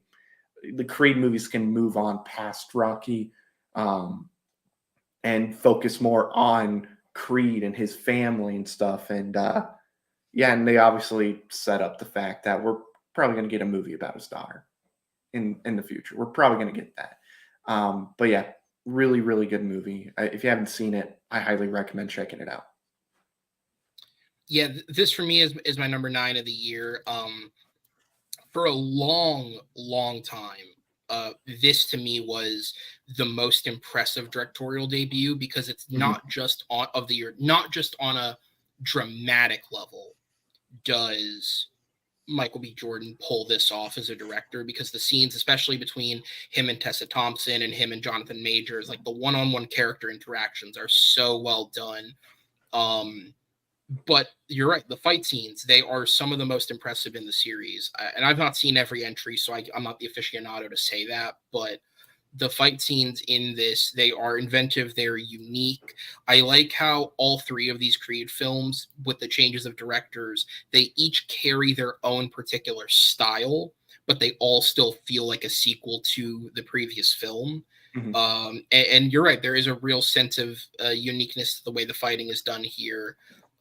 Yeah, again, like I just remember walking out of the movie. I remember when it was announced that like he was directing the film, and I like Michael B. Jordan a lot, but there was a part of me that was just kind of like, they're giving him the director's chair, and Stallone's not in it anymore. And Friday night, we talked about on the worst list, Insidious: The Red Door came up, and that movie sort of feels like James Wan was throwing Patrick Wilson a bone of, oh, you want to direct? Let's resurrect a franchise that was successful and that you were a part of, and let's let you make an entry in it and get your feet wet, so to speak. And this, I was worried that that's what this would be, but Michael B. Jordan proved himself to be an actually very good director. He was only usurped by American Fiction. I think Cord Jefferson making that film, that does become the most impressive directing debut for the year for me. But Michael B. Jordan, excellent job. Jonathan Majors is great in the film. He's easily the most intimidating villain of any of these 3 films, probably very high up the list when you go back into the Rocky franchise. And it's because he feels like an actual character. They took care in the screenplay. And I think it helps with this movie that Coogler is back contributing as well. Zach Balin, who wrote King Richard, which I also thought had great character work, comes in to contribute here. And I think that he is more, Dame is more of a character than either of the villains in the last 2 films, who both just felt like the thing you fight at the end. Drago's almost a bit more of a character in this, because you get to see a little bit more of his personality come out when he's not just the intimidating villain. So yeah, I think it's an excellent film. This movie, I cannot explain why. It just was a very similar victim to Air, where it came out so long ago and I never really rewatched it, that I loved it, but didn't go back, and it fell. It's like 26 right now, but it is amazing. Everything y'all said was right, and I really love this film. I especially love Jonathan Majors' Dame, and that last fight scene was great. All right, man. So carry it on for us. What is your number 13? This is even though it is not my 12, this is the one that pained me the most to not put in my top 10. I think this film is excellent. It's just it's great in all aspects of the world. It's They Clone Tyrone. All right. That is one of the honorable mentions for me. So like I was waiting for all year 2022 to see they clone Tyrone, and then they pushed it to 2023. And I was like, fine, I'll just wait for it. And what I love about this film is that both the movie and the leads are so many different things all at once, and it fits perfectly. Like, this is not, looking into it, you're like, okay, this is a straight up comedy. It is not a straight up comedy. Then you start looking at the premise. Oh, this is a straight up sci-fi. It is not straight up sci-fi. It is not straight up drama. It is all of those things put together extremely seamlessly. And I cannot, for the life of me, remember the guy's name, but this is another directorial debut that hits it out of the water. And then you combine that with 3 absolutely different performances from John Boyega, Jamie Foxx, and Tiana Paris. And again, they all fit so seamlessly well together. This and The Burial, even though I wasn't as high on The Burial, even though I enjoyed it, Jamie Foxx's performance in it was great. This is another return to form for Jamie Foxx in films. He is the most charismatic person on the screen. I truly believe he is the most talented person in Hollywood. Music, movies, whatever you want to say, he is the most overall talented person in Hollywood, and this film showcases that again, of how absolutely funny, charismatic, and how good of a fucking actor he is. Then you take John Boyega, again, doing something that you would not. Anytime John Boyega is on screen, you have no idea what he's going to do. Not one. You cannot pin down John Boyega in a performance. This is completely different than anything in Star Wars, which is then completely different from fucking Pacific Rim, which when I saw him in Pacific Rim, I was like, John Boyega needs to be Eddie Murphy. They need to put John Boyega in comedies and in action comedies from here on out because he's that fucking amazing in it. And then he does this, and he reminds you of Idris Elba when you're like, I didn't even know this dude was British. How good. Like, he leans a lot into this LA accent, but he works it. And his character is so different. And then Tiana Paris is just transforms in this role. Anything different, completely different from Monica Rambeau.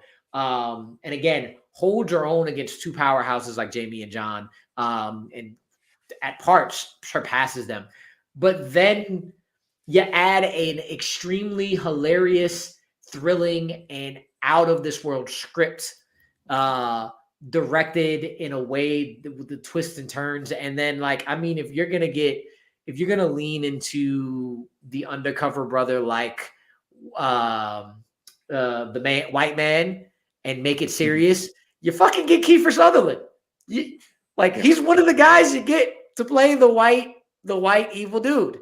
He can play that menace. If you've seen Phone Booth, one of my favorite films of all time, he is a great evil guy. I love this film, and it really, really just pained me that I couldn't find a way to put it in my top 10. But it is a fucking delight. Yeah, this one was so this one I was always going to watch because the premise was just super intriguing. And then it was you and one other person, I forget, had seen it already and praised it super, super highly, and it got me more excited for it. And yeah, it's on the same level score wise as stuff on the lower end of this list. It's under it a little bit. But for me, yeah, John Boyega was the thing I took out of The Force Awakens, where I was just like, man, that guy's really talented. And his career, unfortunately, thus far has just not gone the way that you would think. But he's put together a couple of performances in the last couple of years. Now, I never saw Breaking, but I heard that was excellent. I thought he was great in his small part in The Woman King. I thought he was excellent in this. And he's slowly starting to sort of build himself back up to that place. So I hope it only gets better from him from here. John, I know you're not watching, but please don't go back to Star Wars. Don't do it. It's not worth it. Let Daisy Ridley wallow around in whatever the hell that movie's going to be. Stay away from it. Do great work like this. And I had heard you talk about, I pulled up the director's name. It is Joel or Joel. I don't know how you'd say it. Joel Taylor. Yeah. Great debut. And again, another really strong debut. And you're right about Jamie Foxx. I mean, so effortlessly talented. I don't get attached to actors in the way that a lot of people do. Like I am very much the person, like if somebody passes away, where I'll be like, oh, that like that. I think of the more human side of like that's awful. They passed away, their family's lost them. I don't think of the celebrity of it. When all the stuff was going around about Jamie Foxx being in hospital and he was very sick for a while, and he's still in recovery. He's not, I don't believe like totally out of the woods yet, but he was very sick for a while. And I just remember thinking, like, especially while watching this movie, like, fuck, man, he is so talented. Like, it'd be you don't want to lose someone who gives the commitment he gives at such a young age. Like, aside from the whole human element, you just don't want him to pass away at a young age because he's still not very much up there, right? He's got to be early 50s at the oldest. Yeah, I'm pretty sure he's in his 50s by now. But yeah, great film. Yeah, Matt, did you see it or? That was one I didn't see. I kept thinking to myself, I'm gonna watch it. I'm gonna watch it tonight. I'm gonna watch it tomorrow, whatever. And I just, for whatever reason, never got to it. I am gonna watch it eventually though, because I'm interested in seeing it. I like John Boyega. I want him to, start doing more and more things. And because like not only Star Wars, but I saw him like Detroit, and he's great in Detroit. And look, I disagree with Aaron. I'd be okay with him returning to Star Wars for a movie if it's a good Star Wars film. And if he continues to get, like, it's got to be one of those things where it's like he's getting roles and he's getting these different movies, and then he might pop in a Star Wars movie, and then he goes back and he's getting more. Not to the extent of like the sequel trilogy where that was like mainly what he did, and he didn't do like anything else. It's like, think of it like I don't know, like Russell Crowe popped up in Thor: Love and Thunder. Bad movie, but like, he's getting work and he's working consistently, and then he's in like a blockbuster film like that. That's what I'm talking. I'd be okay with him popping up in a Star Wars film, just like with Adam Driver or whatever. I know Driver's not going to be in one, but Boyega I think will eventually pop up, and as long as he's getting work consistently, I'm okay with it. I'll go back to a debate I lost on this channel that I still have not gotten over. If we do an Indiana Jones reboot, John Boyega is still the man for the job. I like that. Yeah, I could see it, actually. I could see it. I lost to Joe on that, and I thought I should have won it. But, hey. What was his answer? I don't remember this offhand. What was his answer? Ryan Gosling, I think. Oh. I could also see the approach there. That feels more traditional Hollywood. That feels like definitely like someone with power would make that call. Yeah, and just as long as it's not Chris Pratt. Yeah, you know me. I'm rooting for everybody black. So.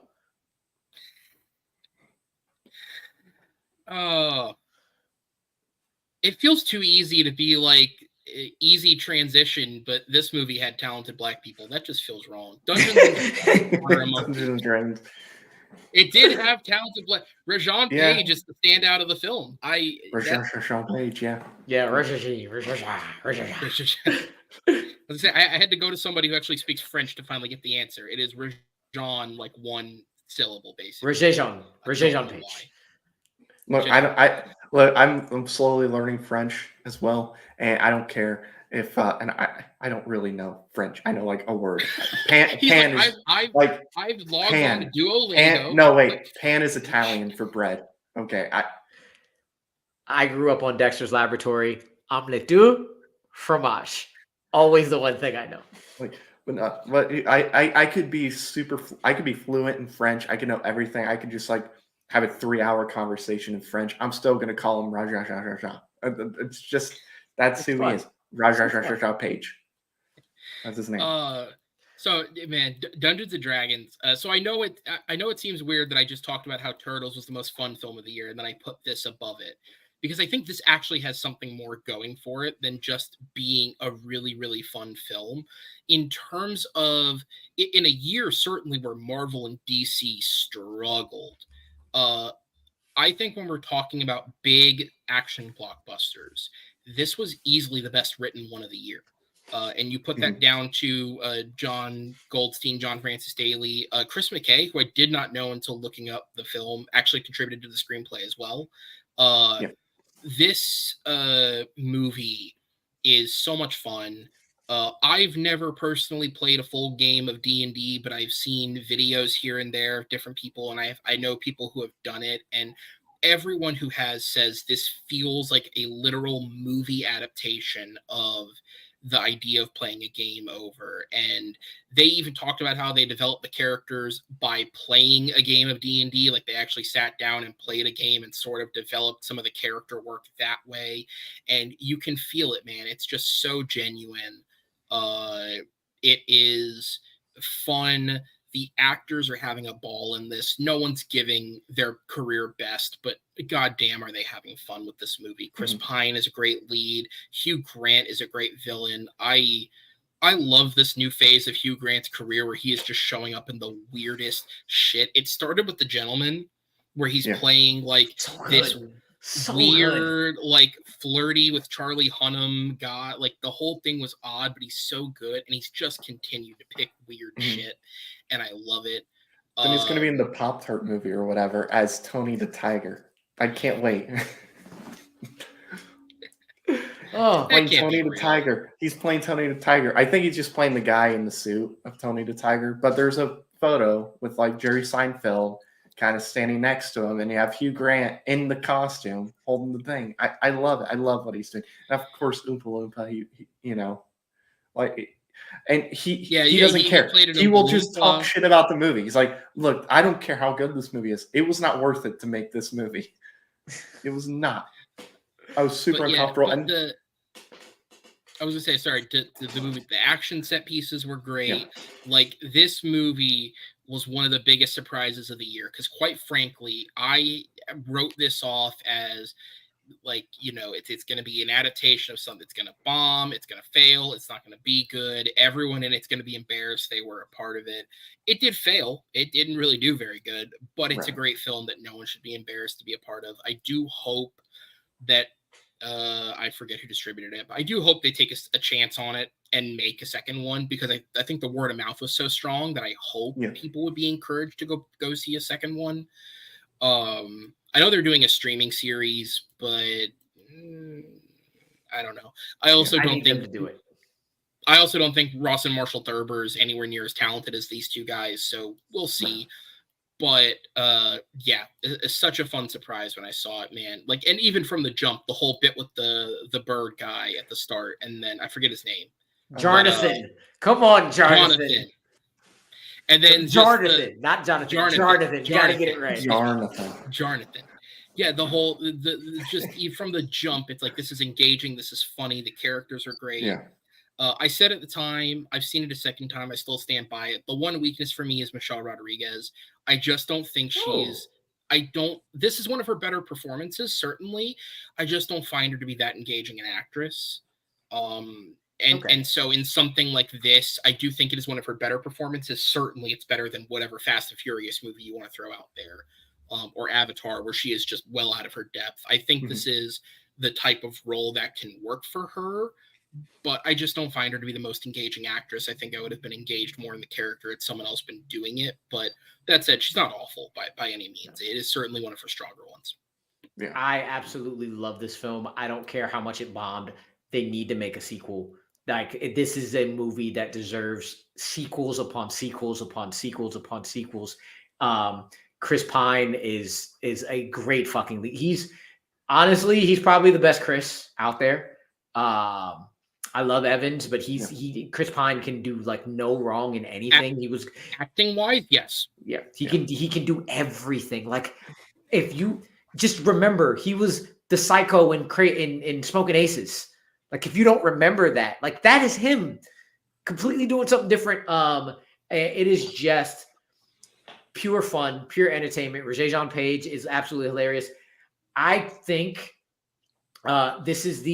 this movie is one of the, if not the funniest movie of the year. There are so many bits that work perfectly. Jonathan to the 5 questions in the graveyard. Yeah. But I think the most I laughed in theater is the projection of Chris Pine playing the lute, and when he melts. I laughed so fucking hard every time I see it. It's gold, man. It's pure gold. Yeah, I love this movie. It is just fun.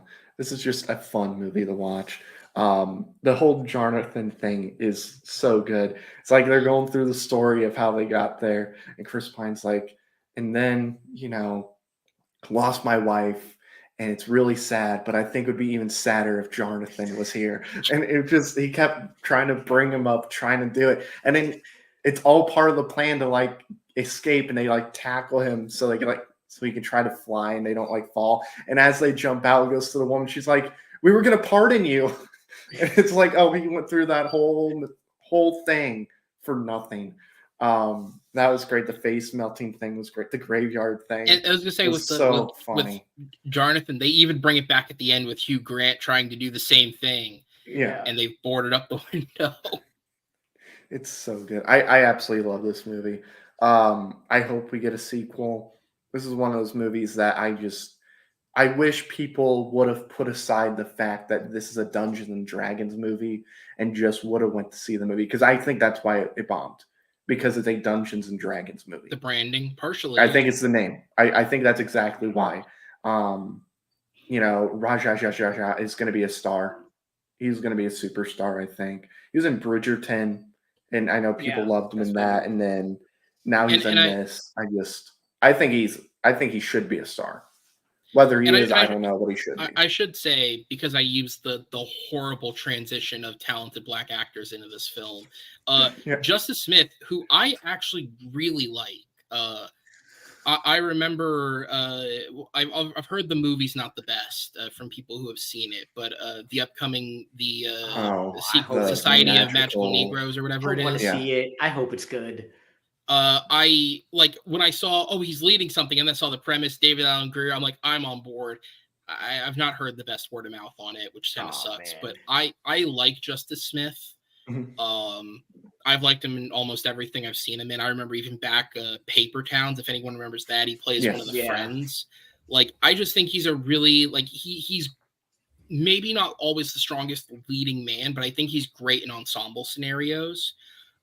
Whether he's like a supporting player like in this, or even in Pikachu, where it is a bit of an ensemble between him and Catherine Newton, and of course Reynolds is Pikachu. Like, I think he works great in these quirky little, like, he's just got a thing about him that really works in these, and I think he is at home in this movie. It might be one of his best performances. He's got great chemistry with Pine. They bounce off each other really well comedically. So obviously Regé-Jean Page is the standout, but everyone plays their part. And of course, desperately wants to be Academy Award winner Bradley Cooper cameoing. Yes, that was great. I think for me, the most underrated thing about the film, especially because we haven't mentioned them, I think they're one of the most underrated working, writer directors in the industry. Yeah. Can you all tell me a point in when John Francis Daley and Jonathan Goldstein have missed? Because you have this, you have Horrible Bosses, you have Game Night, and you have Homecoming. Like, they are behind that. Like, what did they like? I don't remember anything they've missed, because every time I see them, I'm like, I love this. I like Vacation. I didn't think it was bad. For me, it was a miss. But you're right. Generally speaking, they're really consistent. That's the one. That's the one black mark. Yeah. I will say this, like, it's not a great movie, but it's not something that's horrible. And I'm like, when I finally saw it, I thought it was going to be a mess of a film. And I watched Vacation. I was like, who wrote it? That's why it works enough for me, because of them too. I call it out as the one black mark in their career, but everyone has a bad day. Everyone makes a bad movie. It happens. So it's not like, but again, you're right. Like, Game Night, I feel like really had this groundswell audience it picked up. I think the other Spider-Man films, and even though it's the same other two writers, Chris McKenna and Eric Summers, that carried over, I think that their touch on the high school element of Spider-Man is really missing in the other two films. They bring something to Homecoming as writers that's not in the other films. I think that what was the other one you shouted? Honestly, I remember when they were attached to the Flash.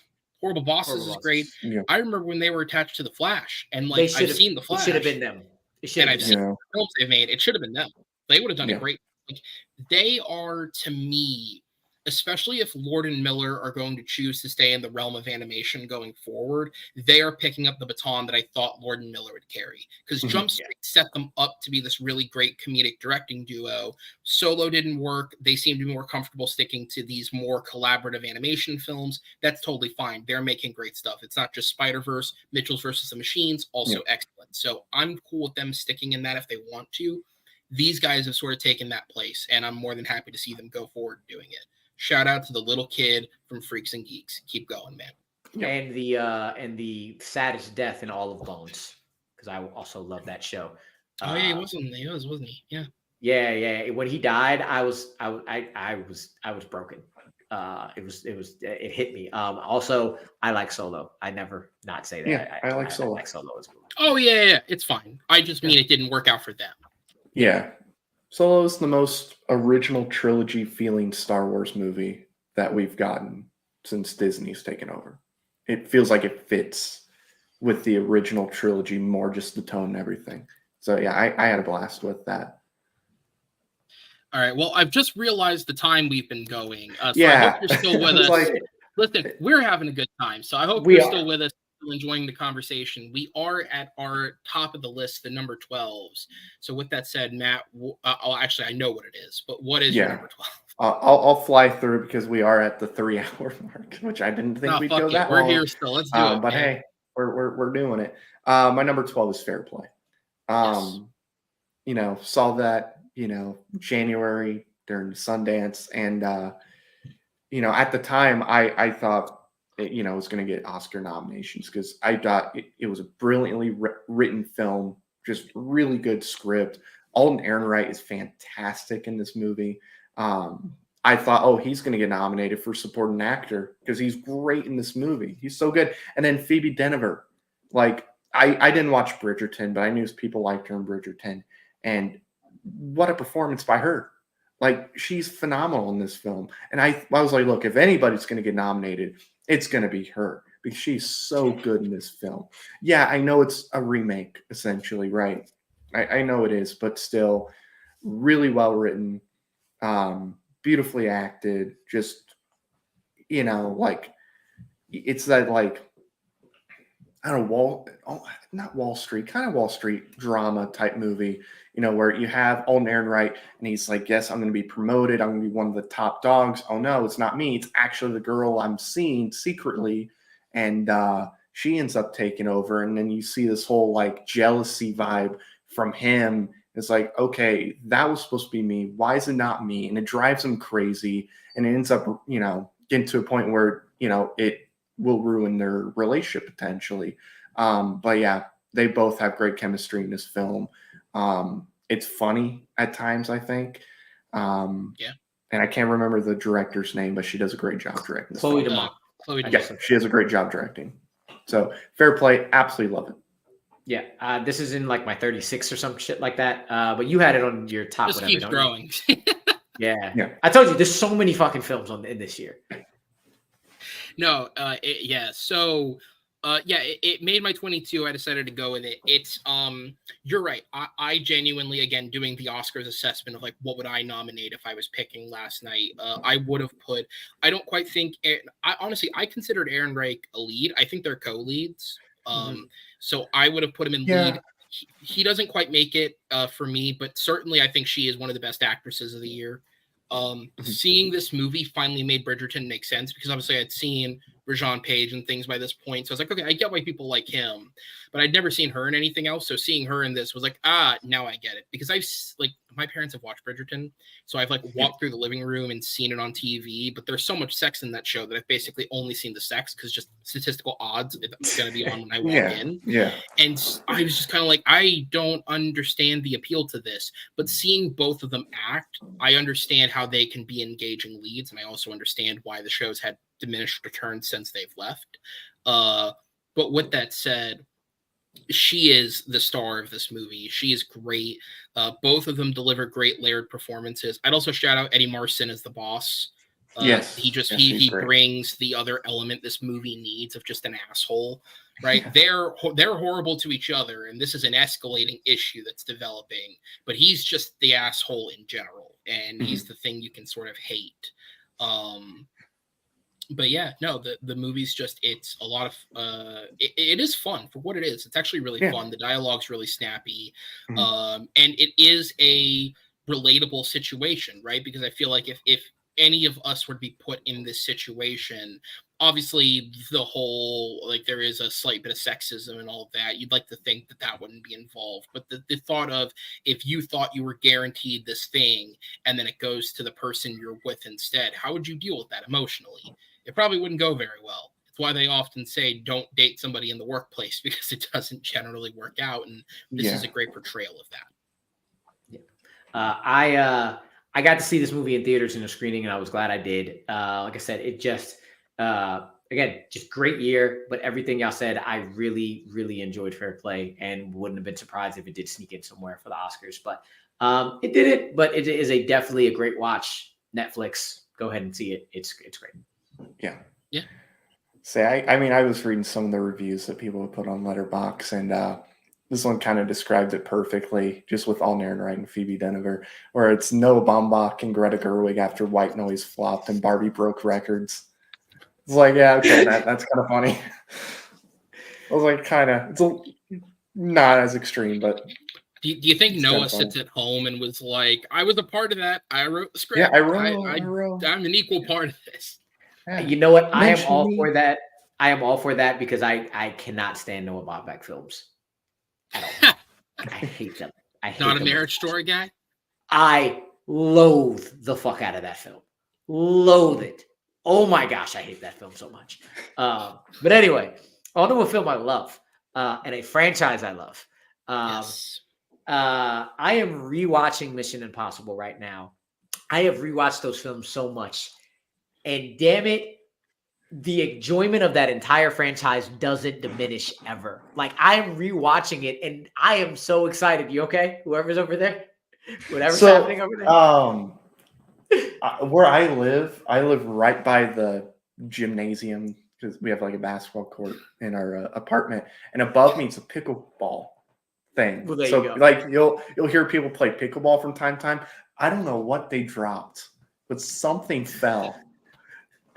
So occasionally I'll hear like a couple bounces, and that's like the first time I heard anything that loud.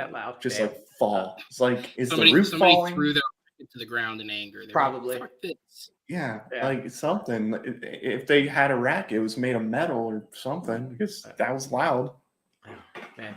But anyway, yeah, Mission Impossible, like, as many times as I've seen this film, I am excited to go watch Fallout after this. As excited as I was to watch Ghost Protocol. And when I got to Mission Impossible 3, my absolute favorite of the whole thing, I was like, yes, I love these films. And that is why, if you are considered the second worst film in a franchise, you're still top 12 of the fucking year, because that is how good this franchise is. I think Dead Reckoning is probably tied. It could either be put tied with the original, a little bit above the original, or a little bit below, and only being better than 2. And that is how good this franchise and how good this film is. Like, it is just consistency. Tom Cruise is still the last living movie star right now, I guess. A lot of people like to say. The dynamic between him and Ving Rhames and why do I always forget his name? It's Simon Pegg as the consistency throughout the franchise, knowing it's them three. Like you have people in and out of the franchise, but it's those 3 guys. It's Ving, it's Tom, and it's Simon. Those are the 3 you bring back every time, because their dynamic is great, with Tom Cruise being Tom Cruise, Simon Pegg being the comedic relief, but also, like, I just watched Rogue Nation last night, and the acting, Simon Pegg can act. He is a great fucking actor. And Ving Rhames being the heart that connects it all. Spoilers again for anybody who didn't see it, but it's been out a long time. I don't think they needed to kill Rebecca Ferguson. I really don't. No. They wanted to bring, like, weight, and I understand the decision, but that was the one thing. It's like those little things is why it's not, like, up there with the rest of them. So it's like, did you really need to kill her right now? I don't know if you really did. And if she comes back, like, I wouldn't put it past them, but I also, like, stick to your guns. Let her be dead. Mhm. Sure. Yeah. But Haley Atwell, oh my gosh, the way she fit into this movie, the perfection that she is, and finally giving her something that is not Peggy Carter. As much as I love Peggy Carter, I don't think Peggy Carter ever got the love that she should have gotten, especially how much people didn't watch the brilliant show that was Agent Carter. Mhm. Like people underrate Agents of S.H.I.E.L.D. They fully underrate Agent Carter. Like, man, and the fact that she is getting given something else and like is able to just slide into this role and be a perfect fit is amazing. I'll say on the other end, I guess the only other bad part of it is like Isai Morales and Gabriel are kind of villains, with the entity being a cool starting point. But then again, you turn it around and you got Vanessa Kirby being brilliant. You got Henry Czerny coming back and picking up where Kittredge left off. With Isai Morales, because he was a recasting, do you think Nick Holt would have done any better? I do, actually. Isai is great, but I think he's always been a character actor. And I don't think he's ever, like, I haven't seen him in a lead that, like, worked to the level of a lead. Like, he is an amazing actor. What he does, he is great at. I could tell it was not written for him. I could tell he just did what he could with a role that wasn't made for him. So, like he's not bad in any sense of the word. He's actually very menacing. He's very menacing. It just, you could tell. You could tell this was not what it was. It was for somebody else. Underrated greatness is Greg Tarzan Davis and Shea Wiggum, who is another just, I need Shea Wiggum to do something to put him, to give him the respect he deserves, because they are an amazing addition to this as well. And I'm so glad they're in it in the next one. I really thoroughly continue to enjoy probably the best franchise in movie history based off the number of films it has. Like, it's like there are trilogies that are better, but there is no more consistent franchise in the history of movies that I can think of that reaches the heights of Mission Impossible. Yeah, it's I would say for me, because I'm not the biggest fan of 1 and 2, this isn't quite like down there with them. I do think it's above those two films. I'd say it's probably middle of the road for me in terms of the franchise. And you're right, it does feel like they made certain decisions to try and add stakes to the film, and it doesn't all quite pay off. I didn't hate the decision to kill Rebecca Ferguson. In my head, like, even like going into it, I was kind of like, I feel like they're going to kill someone. And in my eyes, it was either going to be her or Peg. I just feel like they made the most sense to kill, because I don't think you could kill Ving Rhames at this point. That would feel almost like that would cut too deep. Yeah, they in the last in Fallout, they made you worry and sweat for both Benji and for Luther, and then they did it, and I was like, all right, you can't kill him for the rest of the time. That's it. You can't do it. You gave us the scare. And so I was like, in my head, I was like, Ving Rhames, I just don't think they'll do it. So it's like, okay, it's the two who have been around the longest aside from him. So it was either going to be Benji or it's going to be her. I feel like part of it is just the way they chose to kill her. Because you're right, as a part of, I don't think, and to be fair, I don't think this would have been improved if Nick Holt had been in the role, because I don't necessarily think he brings the most physical intimidation. He is certainly a mental intimidation. But spending 3 movies building her up to be this ultimate fighter, like even more so than Tom Cruise, and then having her die to a guy that looks like he is breaking a sweat to try and keep up with her, it just it didn't make a whole ton of sense. But if it leads to something good in the next film, again, this was developed as a 2-parter for marketing reasons, probably more than anything. They've dropped that, but it'll essentially be the same film they always planned it to be, just not with that same title. So we'll see what happens. That said, I'm gonna say, go ahead. Yeah. Sorry. No, go ahead. I was gonna say the part 1 was a bad idea. Yeah, I'm just saying, you hurt my heart with the Mission Impossible slander. I think it's one of the greatest films of all time than the original one. Oh yeah, I can see it. I think it was just because, so I was gonna say, full disclosure, I watched all of these this year for the first time. I had never seen any of them. Okay. So, and I've been very open about the fact I don't know what it is, but 90s action films don't appeal to me. I don't know what it is. I don't know if it's the filmmaking style. No, everyone has that, but there's a lot of them that do not. Hey. By Matt, there's a lot of them that for whatever reason don't appeal to me. And it's as I've started expanding and watching them more, because for a while it was like I'd seen a lot of the comic book films in the 90s and the early 2000s, and some of them are really good. I think the first Blade is very good. I think it's like Spider-Man 2 is a great one, but a lot of them are just kind of okay or not the best. I've been open about the fact that I think the first X-Men is okay. I actually don't like the original Sam Raimi Spider-Man all that much. But it's like the more I've expanded outside of that, it's like I think it's just filmmaking in general. Like I don't know what it is, just something doesn't connect for me. So it didn't click for me as much as the later ones. But it's not a bad film. 2 to me is not a good movie, but the first one is a decent movie for me that I get why others could love. Totally. Yeah. It's also a totally different kind of film.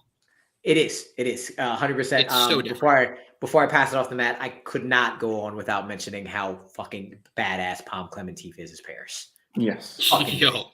That fight scene in the alleyway is one of the coolest things they've done. Like, fuck the big stunts. That was great. Yeah, that was great. I thought she was awesome in the movie. Yeah, I pretty much agree with all of you guys. It's middle of the pack for me. I don't think it's as good as 6 and 5, but and I think this or 4 is battling for my number 3. Really enjoyed the action's great in the movie. Haley Atwell is mommy to me for now on. She's so good in this film. Absolutely love her in every single aspect. I thought she was great in this film. Tom Cruise is Tom Cruise. I mean, he's not gonna, it's not gonna make you feel different. It's Tom Cruise. When he does action, typically he's great, and he's just a great actor in general. I want to see him do more drama, I hope he does comedies. I want to see him do comedies. Tropic Thunder. He's so good as Lex Grossman. He did just sign on for Inarritu's next project, so I think you're going to get your wish. Yeah, well, I'm excited to see that, but he needs to do more of that stuff. Like, do action, but I think we're going to get to a point where he's going to probably stop doing much action. He might do one once in a while. He's like what, in his 50s or whatever? I mean, something like that. It's got to be pushing 60. Like Scientology makes him close to 60. Yeah. Gotta be pushing 60. Like he looks good, but not that good. He's not Paul Rudd. True. Well, Paul Rudd's. I saw a picture of him. He's starting to look. His age is starting to catch up a smidge. He still looks. He looks better than I do, but it is smidge older. But he aged a little bit from last time we saw him. But still, goddamn, I hate him. I hate Paul Rudd. I hate Tom Cruise. I hate everybody in Hollywood because they just look so good. They don't need plastic surgery. But no, this is a really good film. The action's great. Yeah, the cliff scene with the bike, that's a great, sequence. It's great stunt stuff, but the train fight at the end, I would argue, is probably better. Just they have to climb and go through each, suite and whatnot as like each one is falling and stuff. It's great. I love this film. Made my top 22 for a reason. All right. So then we'll go to my one. So my one isn't on either of your lists. It's not on your top 11 list. It's not on these lists, obviously. So I'll move on from it pretty quickly just so we can get to the list building. My number 12 is Blackberry. This to me is. I got to add that to my list. That probably would have snuck in. This to me is like when people talk about, especially like people who aren't as versed in the film world as us, talk about like not understanding that there's like the politics that go with the Oscars and there's campaigning and there's all this stuff. This to me is the perfect example of how small films don't stand a fighting chance because it's independently financed by small makers, by a director with relative inexperience whose entire budget basically went into getting Jay Baruchel and Glenn Howerton to be in this thing. It is excellent. I think it's for a small film. It's really well made. It's really well written. it's mostly set through these 3 major snapshot periods of the development and then the fall of the company BlackBerry. Glenn Howerton gives a career best performance for certain in this. I mean, he takes everything he's developed with Dennis over the last 20 years and takes it to a new level. Jay Baruchel, outside of maybe the How to Train Your Dragon films, also delivers a career best performance in this. He is excellent in this movie. And the director of the film, Matt Johnson, playing the third and Baruchel's best friend, I also think he does a really good job for being sort of like a more director than an actor necessarily. I don't know why, but to me, like if they had the money to put a celebrity in that role, that character screamed Andy Samberg. Yeah. And like I thought, like with that sort of thought, like I thought he did a really good job with it. I'll tell you this: the entire film, I guess people don't like him anymore, but I kind of got T.J. Miller like. Yeah. I definitely like, and the movie is very Silicon Valley almost. It kind of does, especially because it's about tech. It does kind of feel that way. But yeah, I think on a technical level, when it comes to the writing, the direction for a small independent produced film, this is one of the best I'd seen in a few years. Part of it may also have been this film was the first experience I'd ever had at a film festival. I got the opportunity to actually go to the Florida Film Festival here just for the one movie to see it. And it was a cool experience, and it was obviously a very good movie to watch. I'm hoping to go back proper this year and be a part of that. But yeah, this was a great watch that I think, and then once it got picked up by bigger studios, like was it Peacock, I think, had it, and they cut it up into a 3-episode miniseries, and I think they did all AMC. sorts of, or was it AMC did that? Yeah, like so. they did it, they cut it up into a 3-episode miniseries and put like deleted scenes in to try and like extend the episodes. And then I think it went to Hulu just as a film properly because it didn't work. No one watched it. And so yeah, the movie kind of got messed around a little bit, but go watch it. It is on Hulu, I believe. Go watch it. It's a great small film with actors you don't generally expect to be in a project like this, turning in great performances. Yeah. So I watched it a couple weeks back. I was at my parents' house, and I was like, hey, just figure out something to watch, like, because, it's my birthday. And it's like, cool. So, I was looking, I was like, I can't find anything. I open up Hulu, I see it pop up first thing. I was like, oh yeah, I'm going to watch it.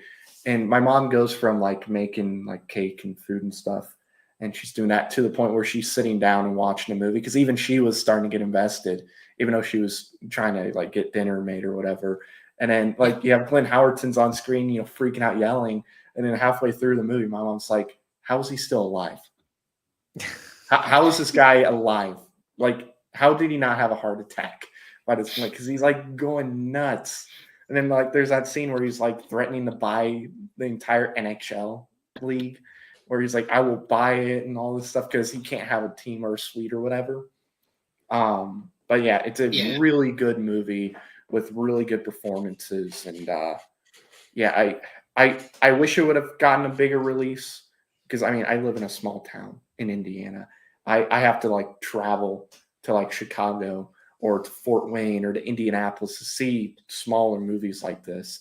And I don't even think there was, maybe Chicago at one of their theaters had this. Yeah, that was the closest one. Its release was for like 2 weeks, maybe, and it was only the biggest cities that seemed to get it. Yeah, I think Chicago was the only one, but yeah, it's a great movie. It's watch it on Hulu. I enjoyed it. I liked it. I don't think I liked it as much as a lot of other people did, but I really enjoyed it. Glenn Howerton was great, and I have loved Jay Baruchel since She's Not That Into You. Sorry, not She's Not That Into You. She's out of your league. She's out of your league, which I think is an underrated comedy. I love that film. So. Yeah. But I like Blackberry. It's cool. Yeah, I think I said at the time when this came out, this movie's biggest flaw is that Air existed at the exact same time. And Air is just a similar movie, but better. And then other movies like that came out this year. Tetris came out. Tetris is really good. What was it? The Flamin' Hot Cheetos movie? I forget what it's called. Flamin' Hot. Flamin' Hot. Oscar nominated Flamin' Hot.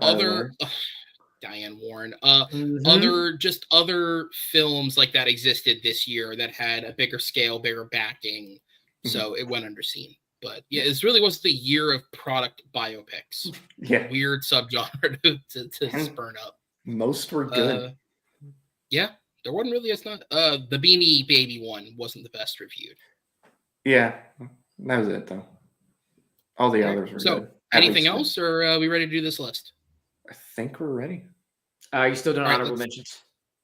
At the Oh, end of yeah. it, I'll let you throw some Cool. out. Yeah. Cool. So let's build the list up real quick. All right, so I do have your guys' top 11 list since we're going to be including those as well in the grand building of it. So I'll go ahead and flash those up on screen. So we'll go ahead and start with Matt. If you want to read from 11 down, what is your top 11 list for the year? So 11 down. Are you popping it on screen or no? Yeah, it's. I can read it if you want. I have it Okay. written in front of me. I'll read. I had my letterbox up Okay, already. cool, go ahead. So number 11 is The Iron Claw. Number 10 is Guardians of the Galaxy Volume 3. Number 9 is Across the Spider-Verse. Number 8 is Godzilla -1. Number 7 is Air. Number 6 is Anatomy of a Fall. Number 5 is Past Lives. Number 4 is Poor Things.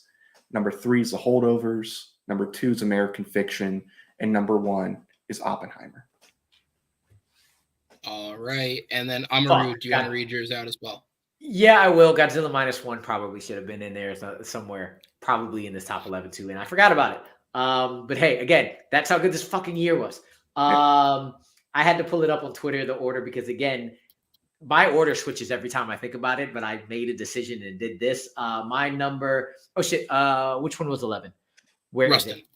Thank you, because I moved something else over that because I'm only looking at 10. My number 11 was Rustin. My number 10, please help me with the one I fucked up because I'm forgetting, but my number 10 is Past Lives. Okay. I believe my number 8 is John Wick Chapter 4. I have Mutant Mayhem at 9. Thank you. I told you it switches all the fucking time. So keep going. Do you want me to read? Do you want me to read what you sent me? Yes, read what you sent me, and I'll tell you my top 5 should probably be the same, and I'll go from 5. I'm sorry. All right, cool. So 11 was Rustin, 10 Past Lives, 9 TMNT Mutant Mayhem, 8 was Nimona, 7 John Wick Chapter 4, 6 Guardians of the Galaxy Volume 3. Yep. Okay. 5. Cool. 5 should be Poor Things. Yep. I believe. And then 4, my top 4 are the 4 5-star movies I have of the year. Number 4 was Society of the Snow. 3 was Oppenheimer. 2 was American Fiction. And my best movie of the year is Spider-Man Across the Spider-Verse. There we go. All right, and then I'll pull up my list. My number 11 was Godzilla -1. My number 10 was John Wick Chapter 4. My number 9 was Creed 3. My number 8 was Air. 7, American Fiction. 6, The Holdovers. 5, to me, the most underrated film of the year, All of Us Strangers. 4, Are You There, God? It's Me, Margaret. 3, Anatomy of a Fall. 2, Oppenheimer. And 1, Spider-Man Across the Spider-Verse. All right, so let's go ahead and jump into it and put this together.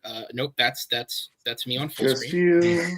Where'd it go? There it is. Okay. I have StreamYard at only a half screen, so sometimes it does weird things. All right, so let's jump into it. So we'll start at the top with number 1. I've been keeping track of where we had everything placed, so you guys don't have to do too much thinking in terms of ranking. So the first decision is what should go at number 1, what should go at number 2, because 2 of us had Across the Spider-Verse at number 1. Of course, Matt had it at his number 9. But Oppenheimer was the only film we all had in our top 3. It was Rue's 3, my 2, and Matt's 1. So the question is, does a movie making number 1 twice beat out a film that was in our top 3 collectively? Oh, that's tough because I'm biased and I think Spider-Verse should always be number 1. I'll sacrifice and have Spider-Verse at 1 just because you both had it at number 1. So I think it just makes sense. It's 2-1. So we'll put that at 1. Cool. All right. So that is going to make number 1. Oppenheimer will make number 2.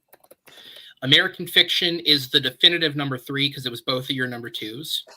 And for what it's worth, I love that movie so much that when I put my list together and realized it was at number 7, I was like, that can't be right. And then I was like, fuck. Yeah, I think it is. But that movie, again. All 3 of those films are masterpieces. Yeah. So fun. Excellent. Such a great year, man. Cord Jefferson should take home. I think he should win the screenplay, adapted screenplay over Oppenheimer. I think. I hope he think he's good. does. I hope he does. I hope he does.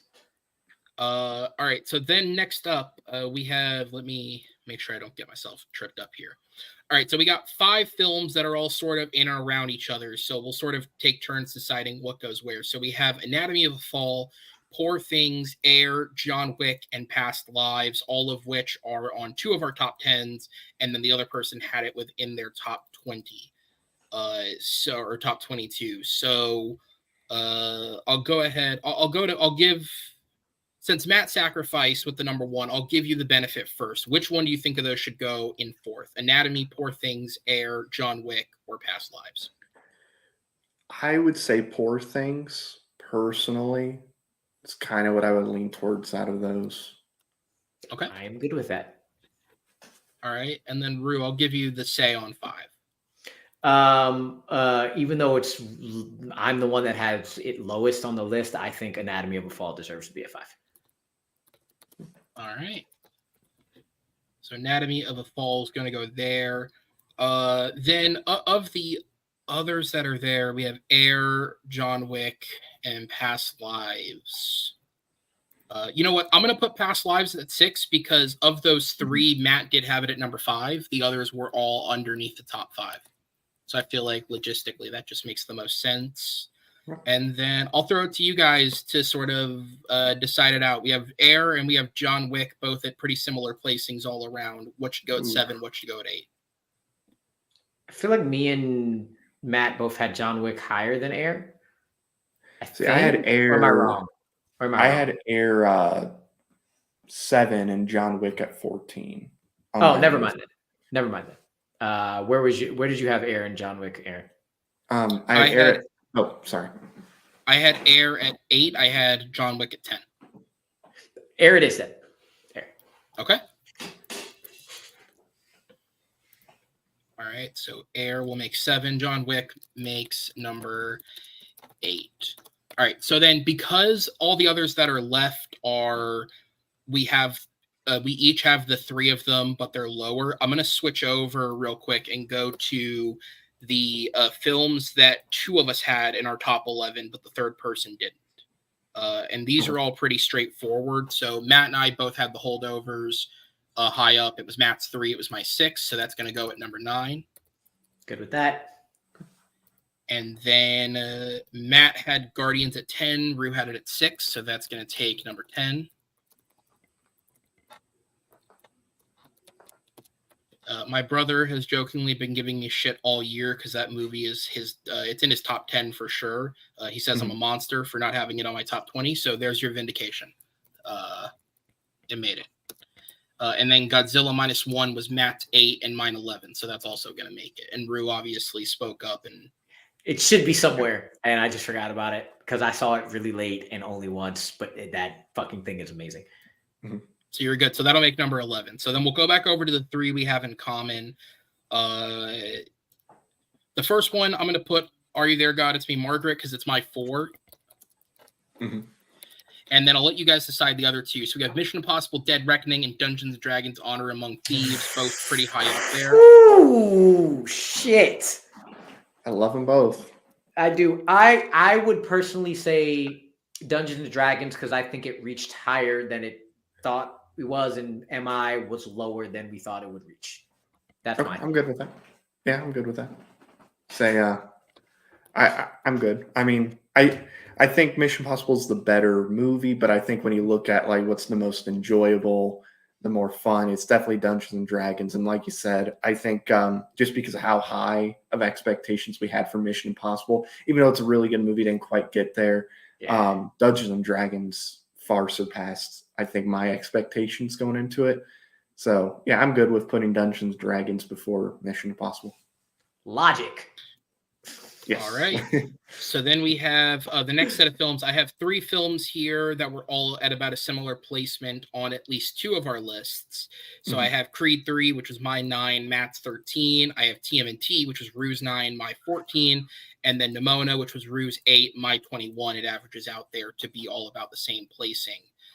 So what does anyone have a strong feeling what should go first? 15, 16, 17? I gut wise. See, this is the weirdness of it. Nemona's higher on my best of list, but my gut goes TMNT just because I love the fucking film. It's higher on my list too, so I'm fine with that. Yeah, and it's higher on mine. It just barely missed the top 22. It was like right at 23, so I'd probably go TMNT before Nimona. More logic. Turtles goes on again. Turtles goes on first, and then between Creed 3 and Nimona. Do you all have a preference for Creed 3? Because I have it for Nimona, but if you two have it for Creed, I'm okay with that. I mean, I like more, Creed's in my top 11, so yeah, clearly. All right, then. Yeah. Sounds like Creed 3 it is. I was going to say, I don't think it made... Yeah, I was going to say, Nimona didn't make Matt's. It didn't make yours either, so the other one didn't make yours. All right, that's fine. So we'll do Creed 3, and then we'll do Nimona. All right, then we got 4 at the end here. We have 4 more in common. We have the Iron Claw, Origin, Fair Play, Killers of the Flower Moon. I think Iron Claw needs to be the first one there. Like, I strongly think it should be Iron Claw.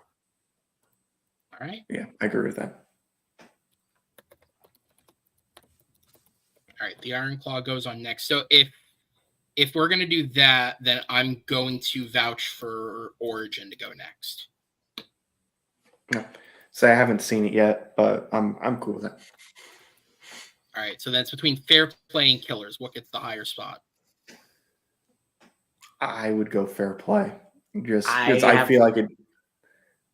Oh, sorry. I was just saying I have no preference here. I'm good with you. Yeah.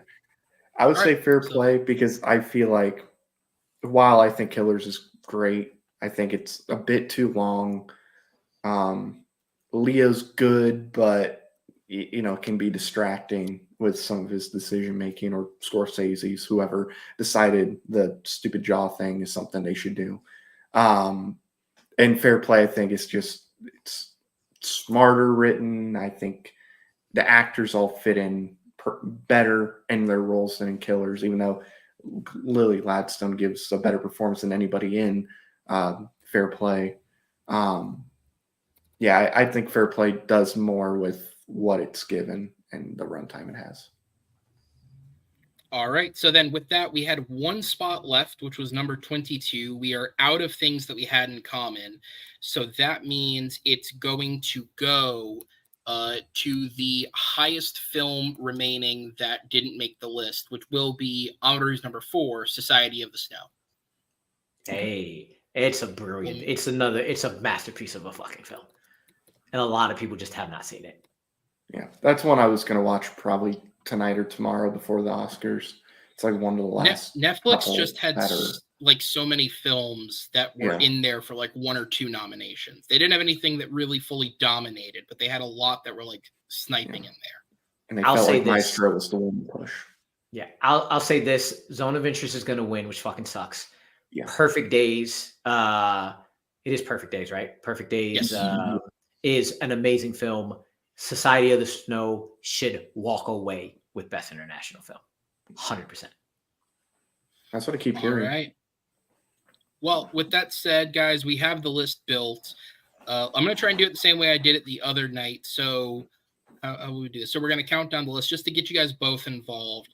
Matt, can I have you do the evens, and then I'll have Amaru do the odds if you just want to say the number before I read the title as we count down. If you have Okay. Yeah, sure. So number 20. Oh, sorry. No, you're good. So these are, after much discussion and deliberation, the top 22 films of the year 2023. 2 4-hour broadcasts back to back. Hope you guys enjoy. Start me off, Matt. Number 22.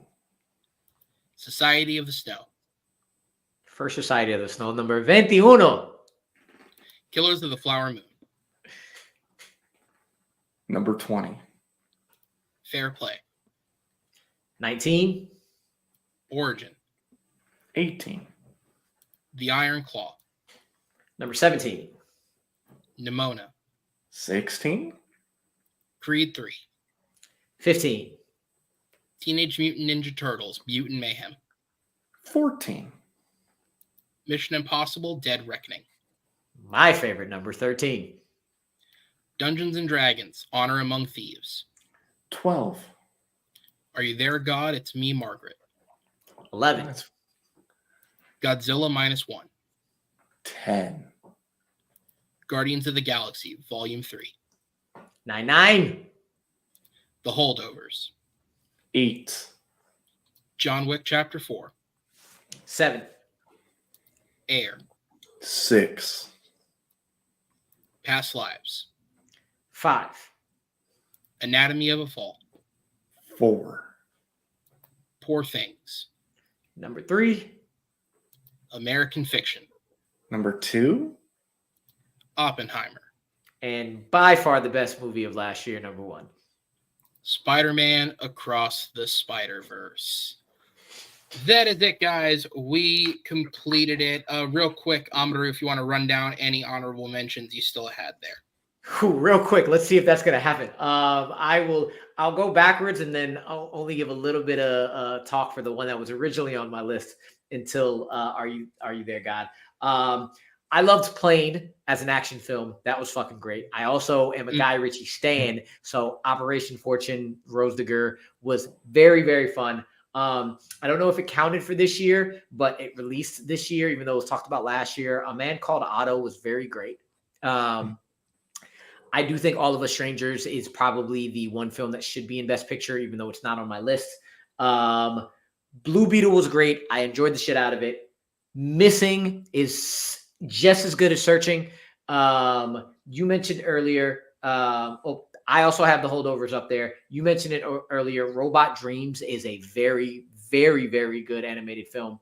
Yes. And then the last one I have, which was originally my number 22 before getting pushed, is probably my biggest regret of last year of not seeing it in theaters because I was scared that it wasn't going to be good.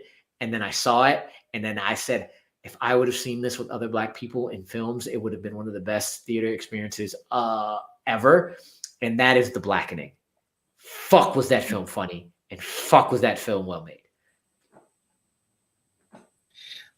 All right, Matt, did you have any honorable mentions you wanted to throw out real quick? Yeah. So some honorable mentions I have: Teenage Mutant Ninja Turtles, like I said, just barely missed it. Ferrari, I like that more than I thought it was going to. Really good performances, I think, from both Driver and what's her name? Penelope Cruz. Penelope Cruz. Why did I forget about the Queen's name, Penelope Cruz? I thought she was great in the movie. May December, comedy, no, but I still thought it was a good movie with some good performances. Charles Melton, I thought, was really, really good in that film as well. So I'll just go with those three. All right, and then so the honorable mentions all throughout there. Yeah, Robot Dreams. Was that? Did you get to see it in the theater? Or was that sent to part of the screeners? Sent with the neon screeners. Okay, yeah. So it was Neon that has it. Yeah. One of the most baffling things ever. A movie that's not releasing till May is nominated for Best Animated Feature. I was so confused. I got incredibly lucky that an indie theater by me held a screening of it on Wednesday night, so I just got to go see it. I don't know if I would have put it up there for Best Animated Feature, but it's certainly in and amongst that group of great films. It's an honorable mention here. Really unique, and I think a great introduction to like artistic animation for young kids. Really good. In terms of other ones, you mentioned it. Perfect Days, I think, was a really unique experience. A great performance from the lead there. Another animated film, Suzume, I thought was enjoyable. Theater Camp, which was on, Matt brought up earlier, really, really fun movie. I had Guardians on my honorable mentions. I do think it's a great, great film. Florin's son, John Kearney, I think is a great director. He makes these really great grounded musicals. This is not his best, but I still think it's a really good one. They Clone Tyrone, also in my honorable mentions, another great film talked about earlier. You had Operation Ruse to get Operation Fortune. I have The Covenant on mine. I thought that was almost a departure for Guy Ritchie. It's so different from what he normally does, but I thought he really pulled it off. In another universe, that's like a Michael Bay film that's not the best made, but here I think it really, really works. Dumb Money is a film that a lot of people hyped up to be a potential Oscar contender based off who made it, who was in it, the book it's based on. Didn't quite live up to that standard, but still very enjoyable. A movie that a lot of people think may take the best animated feature win, The Boy and the Heron. I really like it, but no, it shouldn't win. And I'm going to throw Barbie in the honorable mentions. I feel like on this channel, I've been the least vocally supportive of Barbie of anyone who recurringly appears. I would not have foreseen it as an Oscar contender at the level that it is. That said, it's still a very enjoyable film. And that is it. We're going to go ahead and make like the Oscars and wrap this up desperately before it hits 4 hours and someone yells at us. I hope you guys stuck through this the whole way. Thank you so much for tuning in and watching. Matt, where can the good people find you? You can find, did you say where can the people find me? Like find Yes. you? Well, they can find you on the screen right now, but they can find me, you know, you can find me on YouTube, Inside the Horseshoe. It's just my personal channel where I talk about Colts football. Trying to get to 1,700 subscribers. I believe I'm at 1661, I think. So I'm trying to get to 1,700, not 1,100. So if you guys want to follow me there, you can find me there. And I'll hop around on other channels from time to time. All right. Amaru, where can people find you? The Twitter username is an AIM username that will never go away. But outside of that, Amaru Moses, Facebook, Twitter, and Instagram, Bite Size Breakdown, bitesizebreakdown.com. Look up Bite Size Breakdown, Facebook, Twitter, Instagram. We are trying to build up some more YouTube followers. We're only at like 250 or some shit like that. Not even there. So hopefully more people go. We are starting a podcast. This is releasing this weekend, right?